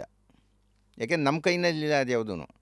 ನಮ್ಮ ಕೈನಲ್ಲಿ ಅಂದರೆ ನೋಡಮ್ಮ, ನಾವು ಏನನ್ನಾದರೂ ಗ್ರಹಿಸಿದರೆ ಅದು ನಮ್ಮ ಪಂಚೇಂದ್ರಿಯಗಳ ಮೂಲಕ, ಕಣ್ಣು ಕಿವಿ ಮೂಗು ನಾಲ್ಗೆ ಚರ್ಮದ ಮೂಲಕವೇ ನಾವೆಲ್ಲ ಗ್ರಹಿಸ್ತೀವಿ.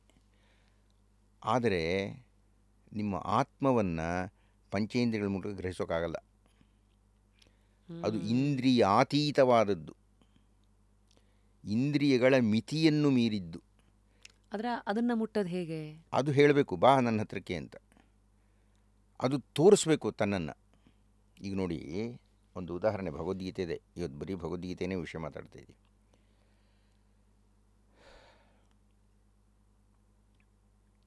11ನೇ ಅಧ್ಯಾಯ ವಿಶ್ವರೂಪ ಸಂದರ್ಶನ ಯೋಗ ಅಂತ ಅದರ ಹೆಸರು. 10ನೇ ಅಧ್ಯಾಯ ವಿಭೂತಿ ಯೋಗ ಅಂತ ಕೃಷ್ಣ ಹೇಳ್ತಾನೆ.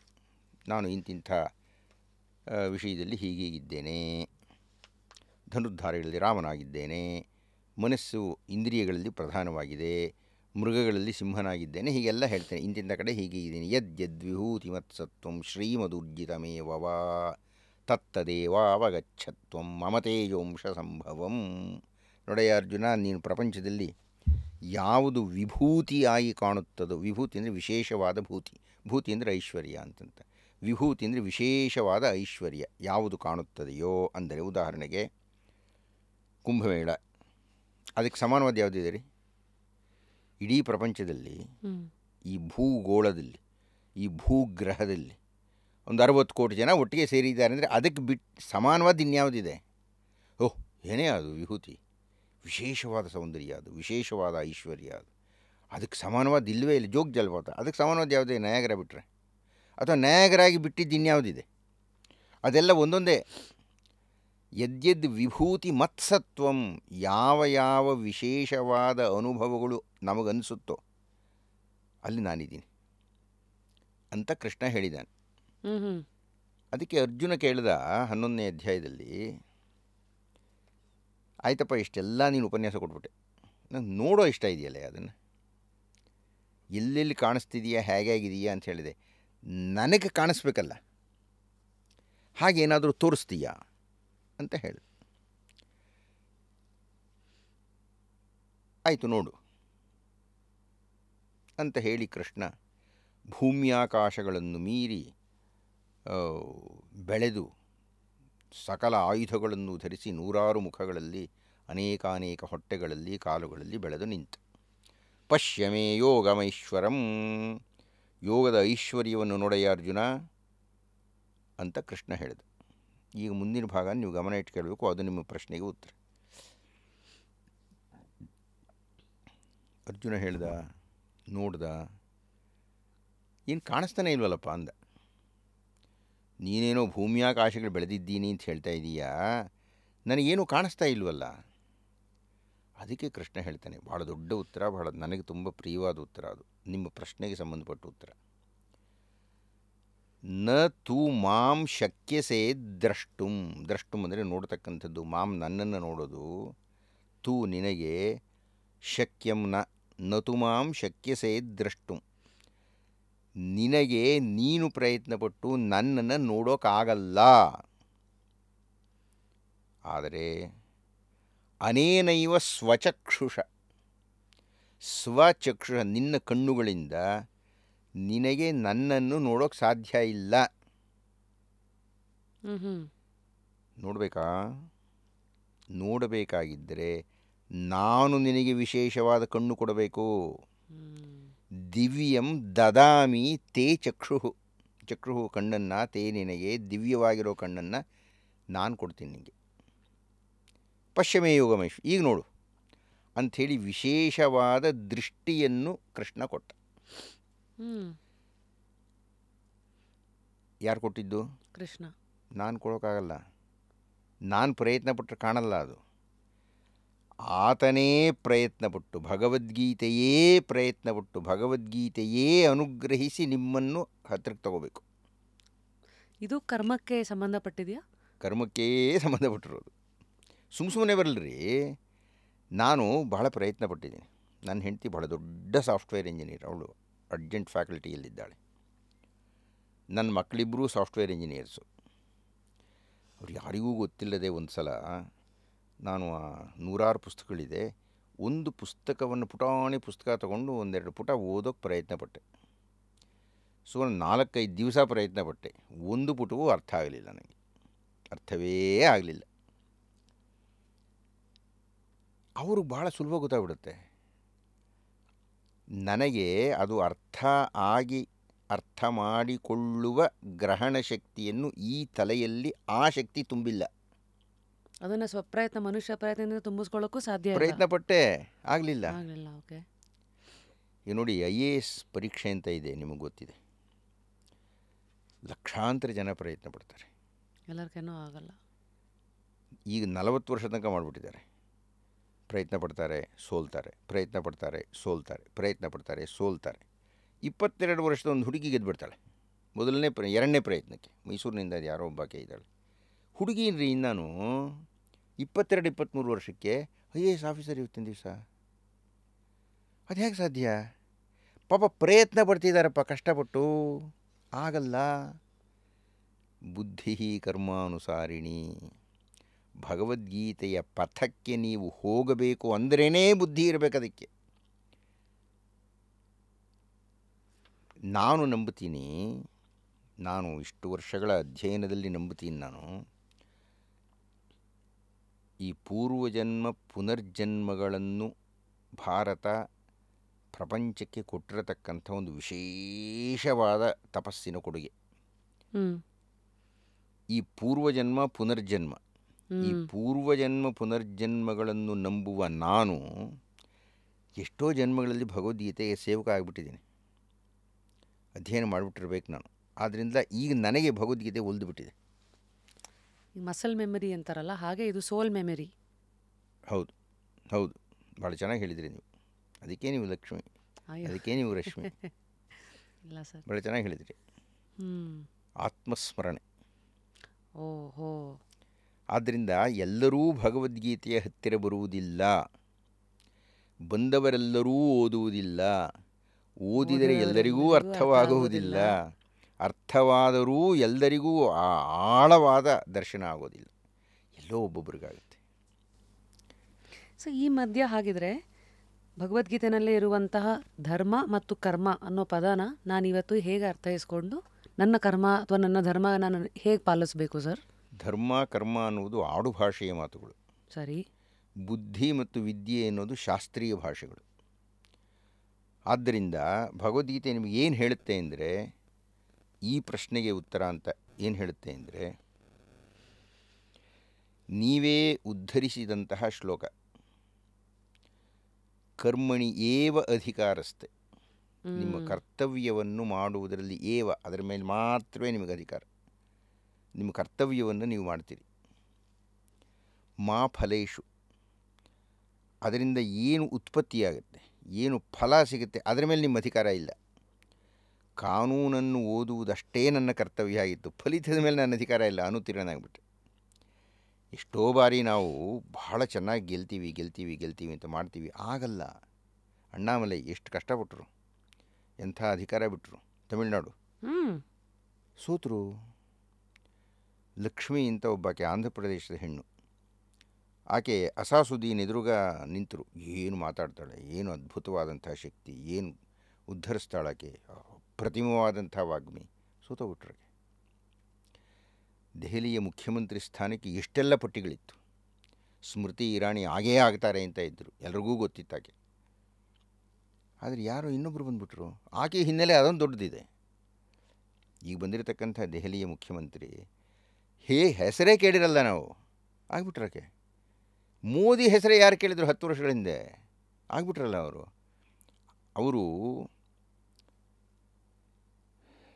ಯಾವ ಭಾಷೆ ಅನ್ನುವುದು ಅವರಿಗೆ ಅಧಿಕಾರ ಇಲ್ಲವೋ ಅದಿಲ್ಲದೆ ಇದ್ದರೆ ಬೆಳೆಯೋದೇ ಇಲ್ಲ ಅಂತ ನಂಬಿಕೆ ಇದ್ದ ಕಾಲ ಒಂದಿತ್ತು.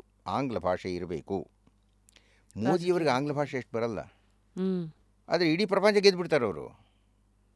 ಬುದ್ಧಿ ಅಗೇನ್ ರಿಲೇಟೆಡ್ ಟು ಕರ್ಮ. ಸೊ ಇದೆಲ್ಲ ಅರ್ಥೈಸ್ಕೊಂಡು ಹಾಗಿದ್ರೆ ನನ್ನ ಮನುಷ್ಯ ಪ್ರಯತ್ನ ಹೇಗೆ ಮುಂದುವರೆಸೋದು? ನೋಡಮ್ಮ, ಇದರೊಳಗೆ 2 ಹಂತಗಳಿದೆ. ಒಂದು ಈ ಪ್ರಶ್ನೆ, ಪುರುಷ ಪ್ರಯತ್ನ ಏನು ಮಾಡೋದು, ನಾವೇನು ಪ್ರಯತ್ನ ಪಡೋದು, ಯಾವ ಮನಸ್ಥಿತಿನಲ್ಲಿ ಪಡೋದು, ಅದೂ ಅದು. ಆದರೆ ಅದಕ್ಕೆ ಇನ್ನೊಂದು ಪ್ರಶ್ನೆ ಏನಿದೆ ಅಂದರೆ, ನೀವು ಯಾರ್ರೀ ಪ್ರಯತ್ನ ಪಡೋಕ್ಕೆ? ನೀವು ಪ್ರಯತ್ನ ಪಡುತ್ತಿದ್ದೀರಿ ಅಂದುಕೊಳ್ಳುವುದೂ ಒಂದು ವಿಧಿಯೇ. ಅದೇ ನಾನು ಮಾಡ್ತಾ ಇದ್ದೀನಿ ಅಂತ ಭ್ರಮೆನಲ್ಲಿರೋದಂಗಿದ್ರೆ ಅಷ್ಟೇ. ಸಂಕಟದಲ್ಲಿದ್ದ ಎಲ್ಲರಿಗೂ ಒಂದು ದೇವರ ಮೊರೆ ಹೋಗೋದಿದೆ. ಯಾಕೆಂದರೆ ನನ್ನ ಪ್ರಯತ್ನದಲ್ಲಿ ಏನೋ ನಡೀತಾ ಇಲ್ಲ ಅಂದಾಗ ಕೆಲವು ಸತಿ ದೇವರ ಮೊರೆ ಹೋಗ್ತೀವಿ, ಇನ್ನೊಂದಷ್ಟು ಯಜ್ಞ ಯಾಗಾದಿಗಳಂತ ಹೋಗ್ತೀವಿ, ಆಸ್ಟ್ರಾಲಜಿ ಅಂತ ಹೋಗ್ತೀವಿ. ಹಾಗಿದ್ರೆ ಈ ಪ್ರಯತ್ನಗಳೆಲ್ಲ ಏನು? ಈ ಪ್ರಶ್ನೆನ ನನಗೆ 100 ಬಾರಿ ಕೇಳ್ಬಿಟ್ಟಿದ್ದಾರೆ. 100 ಜಾಗಗಳಲ್ಲಿ ಕೇಳಿದ್ದಾರೆ. ನೀವು ಸತ್ಯವನ್ನು ಅರಗಿಸಿಕೊಳ್ಳುತ್ತೇನೆ ಅಂದರೆ ಒಂದು ಉತ್ತರ ಇದೆ ನಂದು. ಹೇಳಿ ಸರ್. ಈ ಪ್ರಯತ್ನಗಳೆಲ್ಲ ಕೇವಲ ನಿಮಗೆ ಸಮಾಧಾನವನ್ನು ಮಾಡುತ್ತೆ ಆಗಲಿ, ನೀವು ಅನುಭವಿಸಬೇಕಾಗಿರತಕ್ಕಂತಹ ಕಷ್ಟ ಅಥವಾ ಸುಖವನ್ನು ಬದಲಾಯಿಸೋಕ್ಕಾಗಲ್ಲ, ಸಾಧ್ಯನೇ ಇಲ್ಲ. ಒಂದು ಉದಾಹರಣೆ ಹೇಳ್ತೀನಿ, ಹೆಸರು ಹೇಳಲ್ಲ, ಹೆಸರು ನಿಮಗೂ ಗೊತ್ತಿರುತ್ತೆ. ಒಬ್ಬ ಮಹಾನ್ ಶ್ರೀಮಂತ ಕೆಲವು ಪಾಪಗಳನ್ನು ಮಾಡಿದ. ನಾವು ನೋಡಿರೋ ಹಾಗೇನೆ. ಸಂದರ್ಶನದ ಆ ಕಡೆಗೆ ಅವ್ರ ಹೆಸರು ಹೇಳ್ತೀನಿ, ಅಷ್ಟೊಂದು ಗೊತ್ತಾಗಿರುತ್ತೆ ನಿಮಗೆ. ಕೆಲವು ಪಾಪಗಳನ್ನು ಮಾಡಿದ. ವಿಶೇಷವಾಗಿ ಬೇರೆಯವರ ಕಣ್ಣಿಗೆ ಕಾಣಿಸೋ ಹಾಗೆ ಆತ ಗಣಿ ಉದ್ಯಮದಲ್ಲಿ ಮಹಾಶಕ್ತನಾಗಿದ್ದು ಒಂದು ದೇವಸ್ಥಾನ ಹಾಳು ಮಾಡಿದ. ಆತನ ಭೂಮಿಯ ಮಧ್ಯದಲ್ಲಿ ಆ ದೇವಸ್ಥಾನ ಬಂದದ್ದು ಹೊಡೆದಾಗ್ತದೆ. ಭಾಳ ಜನ ಹೇಳಿದರು ಅದರಿಂದ ಅವನಿಗೆ ಹೀಗಾಯಿತು ಅಂತ, ಇತ್ಯಾದಿ. ಅದರಿಂದ ಆಯಿತೋ, ಪೂರ್ವಜನ್ಮದಿಂದ ಆಯಿತೋ, ಯಾವುದರಿಂದಲಾದರೂ ಅಲ್ಲಿ ಅಂತೂ ಆತ ಸೆರೆಮನೆಗೆ ಹೋಗಬೇಕಾಯಿತು. ಆತ ಏನು ಮಾಡ್ದ, ನನಗೆ ಖಚಿತವಾದ ಸಂಖ್ಯೆ ಗೊತ್ತಿಲ್ಲ, ಸುಮಾರೊಂದು 70-80 ಲಕ್ಷಗಳ ಒಂದು ಚಿನ್ನದ ಕಿರೀಟವನ್ನು ಮಾಡಿಸಿ ತಿರುಪತಿ ವೆಂಕಟರಮಣನಿಗೆ ದಾನ ಮಾಡಿದ. ತಿರುಪತಿಯ ವೆಂಕಟರಮಣನಿಗೆ ಚಿನ್ನದ ಕಿರೀಟ, ಕೋಟಿಗಳಿರ್ಬೇಕು ರೀ, ವಜ್ರದ ಕಿರೀಟ ಅಂತ ಕಾಣುತ್ತೆ, ಅದನ್ನು ಕೊಟ್ಟ. ಆದರೆ ಗಮನ ಇಟ್ಟು ಕೇಳಿ ಮುಂದಿನ ವಾಕ್ಯನ. ನೀವು ವಜ್ರದ ಕಿರೀಟವನ್ನು ತಿಮ್ಮಪ್ಪನಿಗೆ ಕೊಟ್ಟರೂ ಇದು ಸೆರೆಮನೆಗೆ ಹೋಗೋದೇನು ತಪ್ಪಲಿಲ್ಲ. ಆದ್ದರಿಂದ ನೀವು ವ್ರತವನ್ನು ಮಾಡುವುದರಿಂದಲೋ, ಜಪ ಮಾಡೋದರಿಂದಲೋ, ಪೂಜೆ ಮಾಡೋದರಿಂದಲೋ, ಜ್ಯೋತಿಷವನ್ನು ಕೇಳೋದರಿಂದಲೋ, ಈ ಯಾವುದನ್ನು ಮಾಡುವುದರಿಂದಲೂ ನಿಮ್ಮ ಪೂರ್ವ ಕರ್ಮಗಳಿಂದ ನಿರ್ದೇಶಿತವಾಗಿರತಕ್ಕಂಥ ಕರ್ಮವನ್ನು ಅನುಭವಿಸಲೇಬೇಕು. ನೀವು ತಪ್ಪಿಸ್ಕೊಳ್ಳೋಕ್ಕಾಗಲ್ಲ. ಏನು ಸಮಾಧಾನ ಆಗ್ಬೋದು, ನಾನಿದು ಮಾಡಿದ್ದೀನಪ್ಪ, ಸಮಾಧಾನ ಆಗುತ್ತೆ. ಮತ್ತು ಹಾಗಿದ್ರೆ ಕುಂಭಮೇಳನೂ ಇದೆನಾ? ಅಂದರೆ ಅಲ್ಲೂ ಸ್ನಾನ ಮಾಡಿ ಎಷ್ಟೊಂದು ಜನ ಹೇಳಿದ್ರು ಸಂಚಿತ ಕರ್ಮ ಕಮ್ಮಿ ಆಗುತ್ತೋ ಅಥವಾ ಮೋಕ್ಷ ಸಿಗುತ್ತೆ ಅನ್ನೋದು. ನೋಡಮ್ಮ, ಇದಕ್ಕೆ 2 ಪದಗಳಿದೆ. ಒಂದು ಬಹೂದಕ ಅಂತ, ಇನ್ನೊಂದು ಕುಟೀಚಕ ಅಂತ. ಕುಟೀಚಕ ಅಂದರೆ ಕುಟೀರ. ನಾನು ಇದ್ದ ಕಡೆನೇ ಇರ್ತೀನಿ ರೀ. ನಾನು ಎಲ್ಲೆಲ್ಲೋ ಅಲದಾಡಿ ಯಾವ್ಯಾವುದೋ ತೀರ್ಥಕ್ಷೇತ್ರಗಳಿಗೆ, ಯಾವ್ಯಾವುದೋ ದೇವಸ್ಥಾನಗಳಿಗೆ ಹೋಗಿ ಅದನ್ನು ಕರ್ಮ ಕಡ್ಕೊಳ್ತೀನಿ ಅಂತ ಇಲ್ಲ. ನಾನು ಇರ್ತೀನಿ ಇಲ್ಲಿ. ದೈವ ನನಗೆ ಏನು ಅನುಗ್ರಹವನ್ನು ಮಾಡುತ್ತಾನೋ ಅದು ನಾನು ಅನುಭವಿಸ್ತೀನಿ ಅನ್ನುವರು ಕುಟೀಚಕರು. ಸರಿ.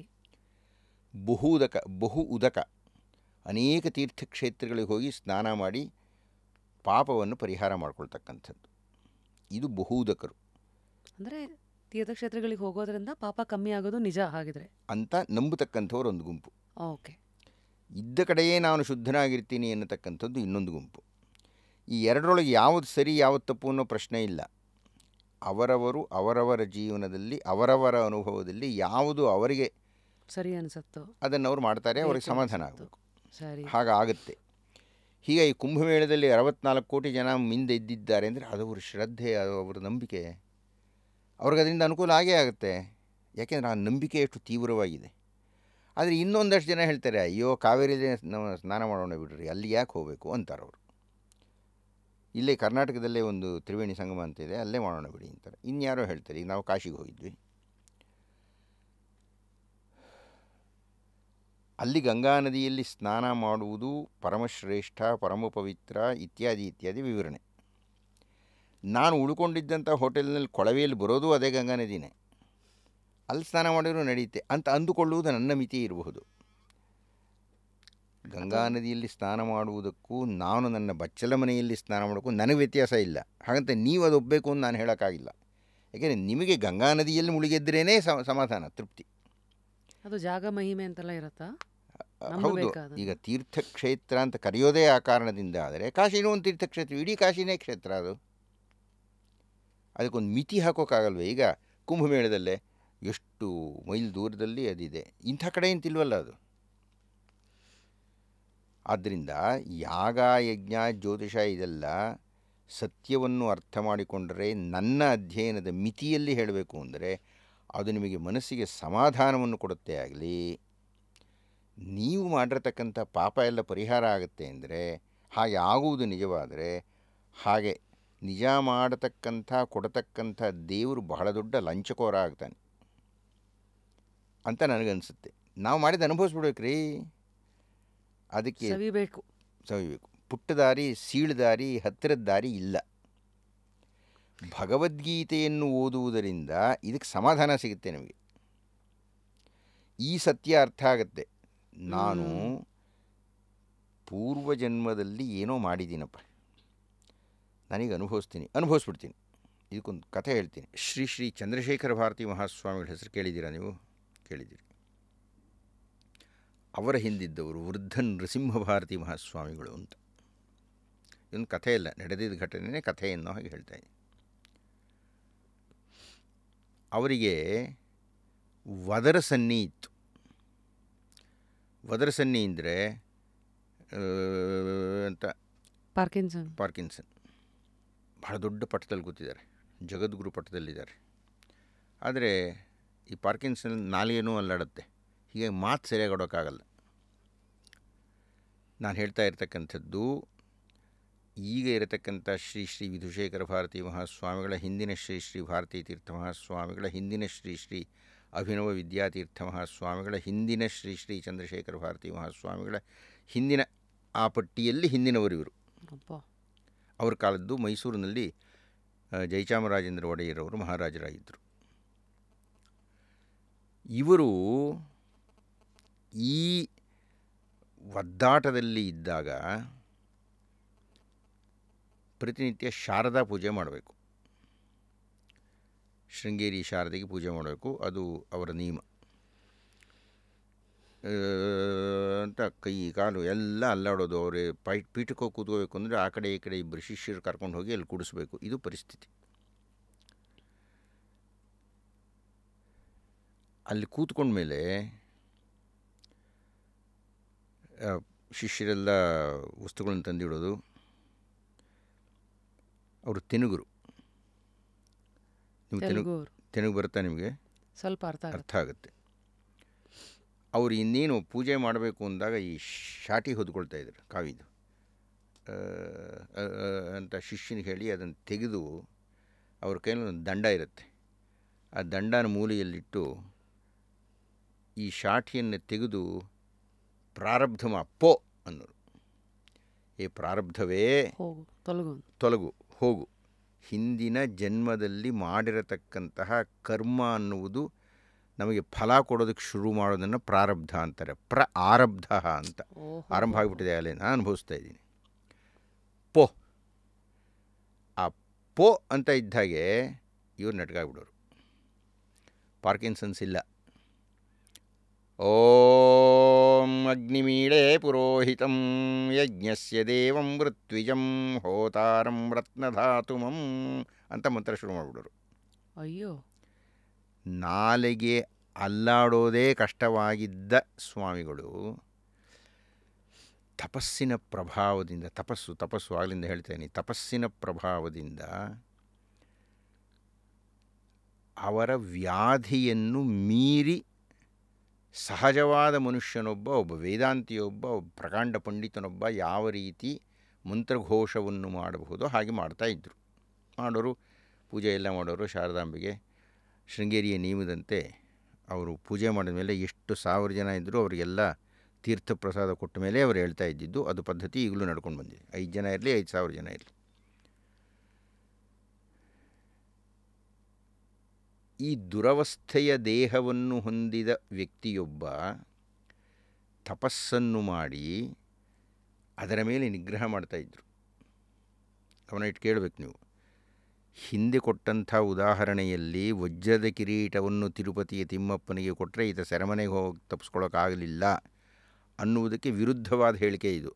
ತಪಸ್ಸಿನಿಂದ ತನ್ನ ದೇಹದ ಈತಿ ಬಾಧೆಯನ್ನು ನಿಗ್ರಹಿಸಿ ಬರ್ತಾ ಇದ್ದಂಥ ತಪಸ್ವಿ.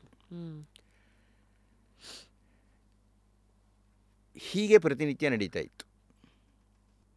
ಪೂಜೆ ಎಲ್ಲ ಮುಗಿಸಿ ತೀರ್ಥ ಪ್ರಸಾದ ಎಲ್ಲ ಆದಮೇಲೆ ಶಿಷ್ಯನಿಗೆ ತಿರುಗಿ ಪ್ರಾರಬ್ಧ ಮಾರ ಅನ್ನೋರು. ಆತ ಹೋಗಿ ಆ ಕಾವಿ ಶಾಟಿ ತರಬೇಕು, ಹೊದ್ಗಳು ಅಂತ ಅವ್ರು ಮಾತಾಡೋಕ್ಕೂ ಆಗ್ತಿರಲಿಲ್ಲ ಅವರಿಗೆ. ಮಾರನೆಯ ದಿವಸ ಸ್ನಾನಕ್ಕೆ ಹೋಗಿ ಪೂಜೆಗೆ ಸಿದ್ಧರಾಗಿ ಬರೋ ತನಕ ಇದೇ ಸ್ಥಿತಿ.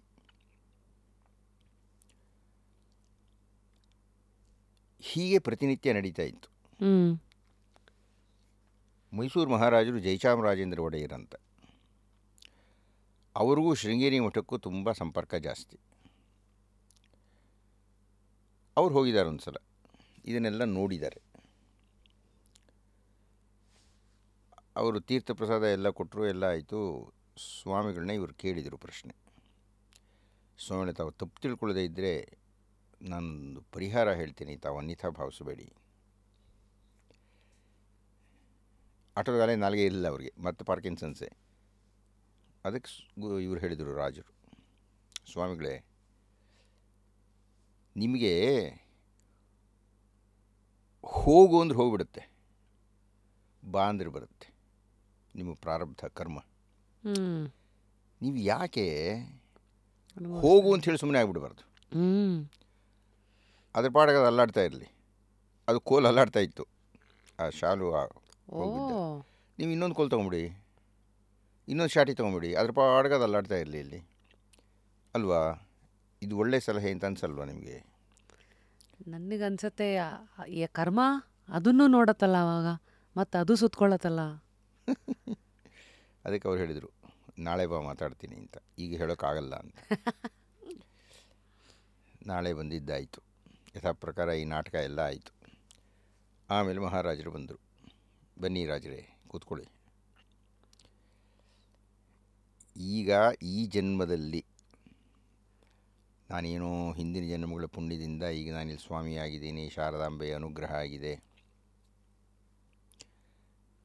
ನಾನು ಬೇರೆಯವರಿಗೆ ಸಾಧ್ಯವಿಲ್ಲದ ಯಾವುದೋ ಒಂದು ಅನುಗ್ರಹದಿಂದ ಹೋಗು ಅಂದ್ರೆ ಹೋಗುತ್ತೆ, ಬಾ ಅಂದ್ರೆ ಬರುತ್ತೆ. ನೀವು ಕೊಟ್ಟ ಸಲಹೆಯನ್ನು ತಗೊಂಡು ಹೋಗಿಬಿಡು ಅಂತ ಹೇಳಿದೆ ಅಂತ ಇಟ್ಕೊಳ್ಳಿ, ಹೋಗಿಬಿಡುತ್ತೆ. ಆದರೆ ಅದು ಅನುಭವಿಸಬೇಕಾದ ಬಾಕಿ ಇರುತ್ತೆ ನನಗೆ. ಮುಂದಿನ ಜನ್ಮದಲ್ಲಿ ಏನಾಗಿ ಹುಡ್ತೀನೋ ಗೊತ್ತಿಲ್ಲ, ನಾನು ಮನುಷ್ಯನಾಗೆ ಹುಡ್ತೀನಿ ಅಂತ ಇಟ್ಕೊಳ್ಳೋಣ. ಇದು ಇರುತ್ತಲ್ಲ ಪ್ರಾರಬ್ಧ, ಅದು ಬಂದು ತಲೆ ಮೇಲೆ ಕೂತ್ಕೊಳ್ಳುತ್ತೆ ನನಗೆ. ಆಗ ಹೋಗು ಅಂತ ಹೇಳಿದರೆ ಕೇಳದೆ ಬಾ ಅಂದರೆ ಬರದೇ ಇರತಕ್ಕಂಥ ಸ್ಥಿತಿ ಇರ್ತೀನೋ ಏನೋ ಗೊತ್ತಿಲ್ಲ. ಏನೋ ಶಾರದಾಂಬೆ ಅನುಗ್ರಹದಿಂದ ಪಕ್ಕದಲ್ಲಿ ಕೂತೀನಿ, ಪೂಜೆ ಮಾಡ್ತೀನಿ, ತಪಸ್ಸು ಮಾಡ್ತೀನಿ, ಆ ಶಕ್ತಿ ಬಂದಿದೆ. ಮುಂದಿನ ಜನ್ಮದಲ್ಲಿ ಇದಿರುತ್ತೆ ಅಂತ ಹೇಗೆ ಹೇಳೋಣ? ಆದ್ದರಿಂದ ಮಹಾರಾಜರೇ, ಏನಾದರೂ ಸಮಸ್ಯೆ ಬಂದರೆ ಅನುಭವಿಸ್ಬಿಡ್ಬೇಕು ಅದನ್ನು. ಮುಂದಿನ ಜನ್ಮಗಳಿಗೆ ಉಳಿಸಿಕೊಳ್ಳಬಾರದು. ಶಕ್ತಿ ಇರಲೂಬಹುದು, ಆದರೂ ಬೇಡ. ಈಗ ನನಗೆ ಸಕ್ಕರೆ ಕಾಯಿಲೆ, ನಮ್ಮ ಸಿಹಿ ಭಾಳ ಇಷ್ಟ. ನನ್ನ ಹೆಂಡತಿ 2ನೇ ಜಿಲೇಬಿ ಕೊಡ್ತಾಳೆ. 2 ಅಲ್ಲ, ಇನ್ನು 10 ಜಿಲೇಬಿ ತಿನ್ನೋ ಇಷ್ಟ ಇರುತ್ತೆ ನನಗೆ. ಆದರೆ ತಗೊಳ್ಳಬಾರದು. ತಗೊಂಡಿಂದ ಸಕ್ಕರೆ ಜಾಸ್ತಿ ಆಗುತ್ತೆ, ಇನ್ಸುಲಿನ್ ಜಾಸ್ತಿ ಆಗುತ್ತೆ. ನನಗೆ ಗೊತ್ತಿದ್ದರೆ ಭಗವದ್ಗೀತೆಯ ಆ ಜ್ಞಾನವನ್ನು ಕೊಟ್ಟಿದ್ದರೆ, ನನಗೆ ನನ್ನ ಚಿಂತನೆಯ ಆ ಜ್ಞಾನವನ್ನು ಕೊಟ್ಟಿದ್ದರೆ, ನಾನು ನನ್ನ ಮಿತಿಯನ್ನು ಮೀರಬಾರದು. ಶ್ರೀಕೃಷ್ಣ ಹೇಳ್ತಾನೆ, ಧರ್ಮ ವಿರುದ್ಧೋ ಕಾಮೋಹಂ ಅಂತ. ಗಂಡಿನ ದೇಹವೊಂದು, ಹೆಣ್ಣಿನ ದೇಹವನ್ನು ಬಯಸುವುದು ಧರ್ಮ, ಪ್ರಕೃತಿ ನಿಯಮ. ಆದರೆ ಒಂದು ಹೆಣ್ಣನ್ನು ಅನುಭವಿಸಿದ ಮೇಲೆ ಮತ್ತೂ ಒಂದು ಬೇಕು ಅನ್ನುವುದು ಅಧರ್ಮ. ಈ ಧರ್ಮಾಧರ್ಮಗಳ ಮಿತಿಯನ್ನು, ಎಲ್ಲೆಯನ್ನು, ವ್ಯಾಪ್ತಿಯನ್ನು ನಾನು ಅರ್ಥ ಮಾಡಿಕೊಂಡಿದ್ದರೆ, ಯಾರಿಗೆ ಅದು ಅರ್ಥವಾಗುತ್ತದೋ ಅವರಿಗೆ ಕಷ್ಟವಿಲ್ಲ, ಅವರಿಗೆ ದುಃಖವಿಲ್ಲ, ಅವರಿಗೆ ನಷ್ಟವಿಲ್ಲ. ಆ ಜ್ಞಾನ ನನಗೆ ಕೊಡಬೇಕಾದ್ದು ಭಗವದ್ಗೀತೆ ಕೊಡುತ್ತೆ. ಹೆಣ್ಣನ್ನು ಬಯಸುವುದು ಧರ್ಮ, ಹೆಚ್ಚು ಹೆಣ್ಣನ್ನು ಬಯಸುವುದು ಅಧರ್ಮ. ಈ ಧರ್ಮಾಧರ್ಮಗಳ ವ್ಯತ್ಯಾಸ ನನಗೆ ಗೊತ್ತಾಗಬೇಕು. ಬದುಕಲಿಕ್ಕೆ ಒಂದಷ್ಟು ಹಣ ಬೇಕು ನನಗೆ, ಅದು ಧರ್ಮ. ಆ ಮಿತಿಯನ್ನು ಮೀರಿ ಬಳಸ್ತೀನಿ ಅನ್ನೋದು ಅಧರ್ಮ. ಈಗ ನಿಮ್ಗೆ ಆಯ್ತು ರೀ, ಏನು ಒಂದು ತಿಂಗಳು 1 ಲಕ್ಷ ಬೇಕಾ, 1.5 ಲಕ್ಷ ಬೇಕಾ, 3 ಲಕ್ಷ ಬೇಕಾ, ಅದು ನಿಮ್ಮ ಮಿತಿಯಲ್ಲೇ ಎಷ್ಟೋ ಬೇಕಾಗುತ್ತೆ. ಅದು ನನಗೆ ದಿವಸಕ್ಕೊಂದು 25 ಲಕ್ಷ ಬೇಕು ಅಂತ ಅನ್ನುವುದು ಅಧರ್ಮ. ಆ 25 ಲಕ್ಷ ಬೇಕು ಅಂತ ಪ್ರಯತ್ನ ಪಟ್ಟಾಗ ನೀವು ಧರ್ಮ ಮಾರ್ಗದಲ್ಲಿ ಇರೋಕ್ಕೆ ಸಾಧ್ಯನೇ ಇಲ್ಲ. ಧರ್ಮ ಮಾರ್ಗಕ್ಕೊಂದು ಮಿತಿ ಇದೆ, ಇಷ್ಟೇ ಸಿಗೋದು ಅಂತ, ಅಷ್ಟೇ ಸಾಕು ಅನ್ನೋದು ಬೇಕು. ಎಷ್ಟೂ ಬೇಕು, ನನಗಿಷ್ಟೇ ಸಾಕು. 3ನೇ ಹಂತ ನನಗೆ ಬೇಡ ಅನ್ನೋದು, ಅದು ನಾವಲ್ಲ, ಅದು ಸನ್ಯಾಸಿಗಳು. ಸಿಕ್ಕರೂ ನಮಗೆ ಬೇಡ ಅಂತನ್ನುವುದು. ಆ ಸ್ಥಿತಿಯಲ್ಲಿ ನಾವಿಲ್ಲ, ನಮಗೆ ಬೇಕಾಗೂ ಇಲ್ಲ, ಅದು ನಮಗೆ ಸಾಕಪ್ಪ, ಇಷ್ಟಿದ್ರೆ ಸಾಕ್ರಿ. ಆ ಸ್ಥಿತಿಗೆ ಹೋಗಬೇಕಾದ್ರೂ ಅದು ಮತ್ತೆ ಕರ್ಮಾನುಸಾರ, ಕರ್ಮವೇ. ನಿಮಗೆ ಅನ್ನಿಸ್ಬೇಕು ಇದೆಲ್ಲ ನಶ್ವರ ಅಂತ, ಅನಿಸಲ್ವಲ್ಲ ನಮಗೆ. ಈಗ ಈ ಗಣಪತಿ ಹಬ್ಬ ಮಾಡಿದಾಗ ಈ ಬಲಮುರಿ ಗಣಪತಿ ಅಂತ ಗಣಪತಿಗಳು ತಯಾರಾಗುತ್ತೆ ಕೆಲವು, ಅಂದರೆ ಬಲಗಡೆಗೆ ಸೊಂಡಲು ತಿರುಗಿಸ್ಕೊಂಡಿರೋದು. ನಾವು ಗಣಪತಿ ಆರಾಧಕರಾದ್ದರಿಂದ ಪ್ರತಿ ವರ್ಷ ನಮ್ಮ ಮನೆಗೆ ಗಣಪತಿ ಬರ್ತಾನೆ. ಒಂದು ಸಲ ಈ ಬಲಮುರಿ ಗಣಪತಿ ಬಂದ್ಬಿಟ್ಟಿತ್ತು. ನಮ್ಮ ಚಾಲಕರು ಯಾರೋ ತೊಗೊಂಡು ಬಂದಿದ್ರು ಅದನ್ನು. ನನ್ನ ತಂಗಿ ಕೇಳಿದ್ಲು, ಈ ಬಲಮುರಿ ಗಣಪತಿಗೂ ಎಡಮುರಿ ಗಣಪತಿಗೂ ವ್ಯತ್ಯಾಸ ಏನು ಅಂತ. ನೋಡಮ್ಮ, ಬಲಮುರಿ ಗಣಪತಿ ಅಂದರೆ ಮೋಕ್ಷ ಸಿಗಬೇಕು ಅಂತ ಪೂಜೆ ಮಾಡೋದು. ಓಹೋ. ನನ್ನ ಹೆಂಡತಿ ಹೇಳಿದ್ದು, ನಾನು ಪೂಜೆ ಮಾಡಲ್ಲ, ನಂಗೆ ಮೋಕ್ಷ ಬೇಡ, ನನಗೆ ಇನ್ನೂ ಜೀವನದ ಸುಖ ಬೇಕು ಅಂತಿದ್ದೆ, ಮೋಕ್ಷ ಆಗಬೇಕು. ಆತ್ಮಕ್ಕೆ ಆಸೆ ಇರೋದು ಈ ಭೂಲೋಕದ ಸುಖ. ಹೌದು, ಅದಕ್ಕೆ. ಓಕೆ. ಆದ್ದರಿಂದ ನಿಮಗೆ ಮೋಕ್ಷ ಬೇಕು ಅನ್ನುವುದು ನಿಮ್ಮದಲ್ಲ. ಓಹೋ. ಆ ಮನಸ್ಥಿತಿನೇ ಬರಲ್ವಲ್ಲ. ಮತ್ತೆ ಮತ್ತೆ ಕೆಲವರು ಇರ್ತಾರಲ್ಲ, ಈ ವಿತಂಡವಾದ ಮಾಡೋರು ಅಥವಾ ಈ ಫೆನ್ಸ್ ಸಿಟ್ಟರ್ಸು, ಇವೆಲ್ಲ ಪ್ರೂಫ್ ಕೊಡಿ ನಂಬಣ ಅಂಥವ್ರಿಗೆ ಹಂಗಿರ, ಅದೂ ಪ್ರೋಗ್ರಾಮ್ಡೆ. ನಿನಗೆ ಆ ಥರ ಬುದ್ಧಿ ಅದೂ ಭಗವಂತನೇ ಕೊಟ್ಟಿದ್ದಂಗಿದ್ರೆ, ಅಂದರೆ ಆ ಅರಿವಿರಲ್ಲ, ಅರಿವಿಗೂ ಕಪ್ಪು ಬಟ್ಟೆ ಹಾಕಿರೋವಂಥ ಒಂದು ಸ್ಥಿತಿಗೂ ಅವರ ಕರ್ಮಗಳು ಅನುಭವಿಸಿ ಕಷ್ಟಪಟ್ಟು ಪರಿಹಾರ ಮಾಡ್ಕೊಳ್ಳಿಕ್ಕಾಗದೆ ಯಾವುದೋ ಒಂದು ಏಟು ಬಿದ್ದು ಆಮೇಲೆ ಅವ್ರು ಪರಿವರ್ತನೆ ಆಗ್ತಾರೆ. ಹಾಗೆ ಏಟು ಕೊಡಲೇಬೇಕು, ಅವರ ಕಷ್ಟ ಅನುಭವಿಸಲೇಬೇಕು. ಸ್ವಾಮಿಗಳು ಸಾಧ್ಯ ಇದ್ದರೂ ಕಷ್ಟವನ್ನು ಅನುಭವಿಸುವಂತೆ ಅವರು ಅನುಭವಿಸಲೇಬೇಕು. ಈ ಫೆನ್ಸ್ನಲ್ಲಿ ಕೂತಿರೋರ ಬಗ್ಗೆ ಮಾತಾಡ್ತಿರಲ್ಲ, ಇವರು ಒಂಥರ ಅಜ್ಞಾನಿಗಳು. ಜ್ಞಾನವಿದ್ದರೂ ಅರ್ಥ ಮಾಡಿಕೊಳ್ಳಲಿಕ್ಕೆ ಸಿದ್ಧವಿಲ್ಲದವರು. ಈಗ ನೋಡಿ, ಕುಂಭಮೇಳದಲ್ಲಿ ಒಂದಷ್ಟು 100 ಜನ ಸತ್ತರು ಕಾಲು ತುಳಿತಕ್ಕೆ, ಅದೊಂದು ಸುದ್ದಿ. ದುರದೃಷ್ಟ, ಸಾಯಬೇಕಾಯಿತು, ಸತ್ತರು, ಆ ಮಾತು ಬೇರೆ. ಆದರೆ 65 ಕೋಟಿ ಜನ ಅಷ್ಟು ಸುಖವಾಗಿದ್ದಾರಲ್ರಿ, 65 ಕೋಟಿ ಜನ ಸಂತೋಷಪಟ್ಟಿದ್ದಾರಲ್ಲ, 65 ಕೋಟಿಗೆ ಏನೋ ಒಂದು ನೆಮ್ಮದಿ ಸಿಕ್ತಲ್ಲ, 65 ಕೋಟಿಗೆ ಊಟ ಸಿಕ್ತು, ಓಡಾಟ ಸಿಕ್ತು, ಇರ್ಬೋದು. ಅಷ್ಟು ಜನ ಇರೋದ್ರಿಂದ ನೀವು ಸಲೀಸಾಗಿ ಹೋಗ್ಲಿಕ್ಕಾಗದೇ ಇರ್ಬೋದು. ನಾವು ತ್ರಿವೇಣಿ ಸಂಗಮಕ್ಕೆ ಹೋಗಿದ್ದಾಗ ಆರಾಮಾಗಿತ್ತು. ಆ ತ್ರಿವೇಣಿ ಸಂಗಮದಲ್ಲೇ ಹೋಗಿ ನನ್ನ ಹೆಂಡತಿ ವೇಣಿದಾನ ಮಾಡಿದ್ಲು, ನಾವು ಸ್ನಾನ, ಅದೆಲ್ಲ ಹಾಗಿಲ್ಲದೆ ಇರ್ಬೋದು. ಇವಾಗ ಅಂತೂ ಮುಳುಗೆದ್ರಿ ತಾನೆ. 65 ಕೋಟಿ ಜನ, ಏನು ಲೆಕ್ಕ, ಎಷ್ಟು ಕೋಟಿ, ಎಷ್ಟು ಸೊನ್ನೆಗಳು, ಅದೆಲ್ಲ ಆಯ್ತಲ್ಲ. ಅರ್ಧ ದೇಶನೇ ಹೋಗಿದೆಯಲ್ಲ, ಅರ್ಧ ದೇಶನೇ ಹೋಯ್ತಲ್ಲ. ಒಂದು ಹೇಳಿಕೆ ಇದೆ, ಈ ಬಾರಿ ಕುಂಭಮೇಳದಲ್ಲಿ ಮುಳುಗೆದ್ದವರ ಸಂಖ್ಯೆ ಎಷ್ಟಪ್ಪ ಅಂದರೆ, ಪ್ರಪಂಚದ ಜನಸಂಖ್ಯೆ ಇದೆಯಲ್ಲ, ಭಾರತ ಚೀನಾ ಬಿಟ್ಟರೆ ಉಳಿದವರೆಲ್ಲ ಬಂದು ಮುಳುಗೆದ್ದಿದ್ದಾರೆ ಅಂತ, ಅಷ್ಟು ಸಂಖ್ಯೆ ಅಂತ. ಅಂದರೆ ನಾನು ಗಮನಿಸ್ತಾ ಇರ್ತಕ್ಕಂಥದ್ದು, ನೀವು 100 ಜನ ಸತ್ತರು ಅಂತ ಅಳ್ತಾ ಕೂತ್ಕೊಳ್ತೀರಾ ಅಥವಾ 60 ಕೋಟಿ ಜನಕ್ಕೆ ಸುಖ ಸಿಕ್ತು ಅಂತ ಸಂತೋಷ ಪಡ್ತೀರಾ? ನೋಡಿ, ನೀವು ಫೋಕಸ್ ಆನ್ ವಾಟ್ ಮ್ಯಾಟರ್ಸ್. ಎಲ್ಲಿದೆ ನಿಮ್ಮ ಗಮನ? ಸೊ ಕರ್ಮಯೋಗಿ ಕೃಷ್ಣ ಆಗಿದ್ದು ಹೇಗೆ? ತನ್ನನ್ನು ತಾನು ಕರ್ಮಯೋಗಿ ಅಂತ ಆತ ಹೇಳ್ಕೊಳ್ಳಿಲ್ಲ. ನಾನು ಕರ್ಮಿಯಾಗಿದ್ದೇನೆ, ಕರ್ಮಯೋಗದ ಸಿದ್ಧಾಂತಗಳಿಗೆ ಅನುಗುಣವಾಗಿ ನಾನು ಬದುಕ್ತಾ ಇದ್ದೀನಿ. 16,000 ಜನ ಹುಡುಗಿರಿದ್ದಾರೆ ನನಗೆ, ಆದರೆ ಯಾವ ಹುಡುಗಿಗೂ ಅಂಟ್ಕೊಂಡಿಲ್ಲ ನಾನು. ಅಥವಾ 16,000 ಜನಕ್ಕೂ ನಾನು ಅವಳವನೇ ಅಂತ ಮಾಡಿಬಿಟ್ಟಿದ್ದೀನಿ ನಾನು. ನನಗೆ ಮಾಡೋಕ್ಕಾಗತ್ತಿ ಹಾಗೆ? ಇಬ್ಬರು ಹೆಂಡರು ಇರತಕ್ಕಂಥ ಗಂಡೇ ಇಬ್ಬರು ಹೆಂಡರಿಗೂ ಸಮಾಧಾನ ಮಾಡೋಕ್ಕಾಗಲ್ಲ. ಆದರೆ ಕರ್ಮಯೋಗಿಯ ಸ್ಥಿತಿಯ ಸಿದ್ಧಾಂತವನ್ನು ಅಳವಡಿಸಿಕೊಂಡ ಕೃಷ್ಣ ಹಾಗಿದ್ದ.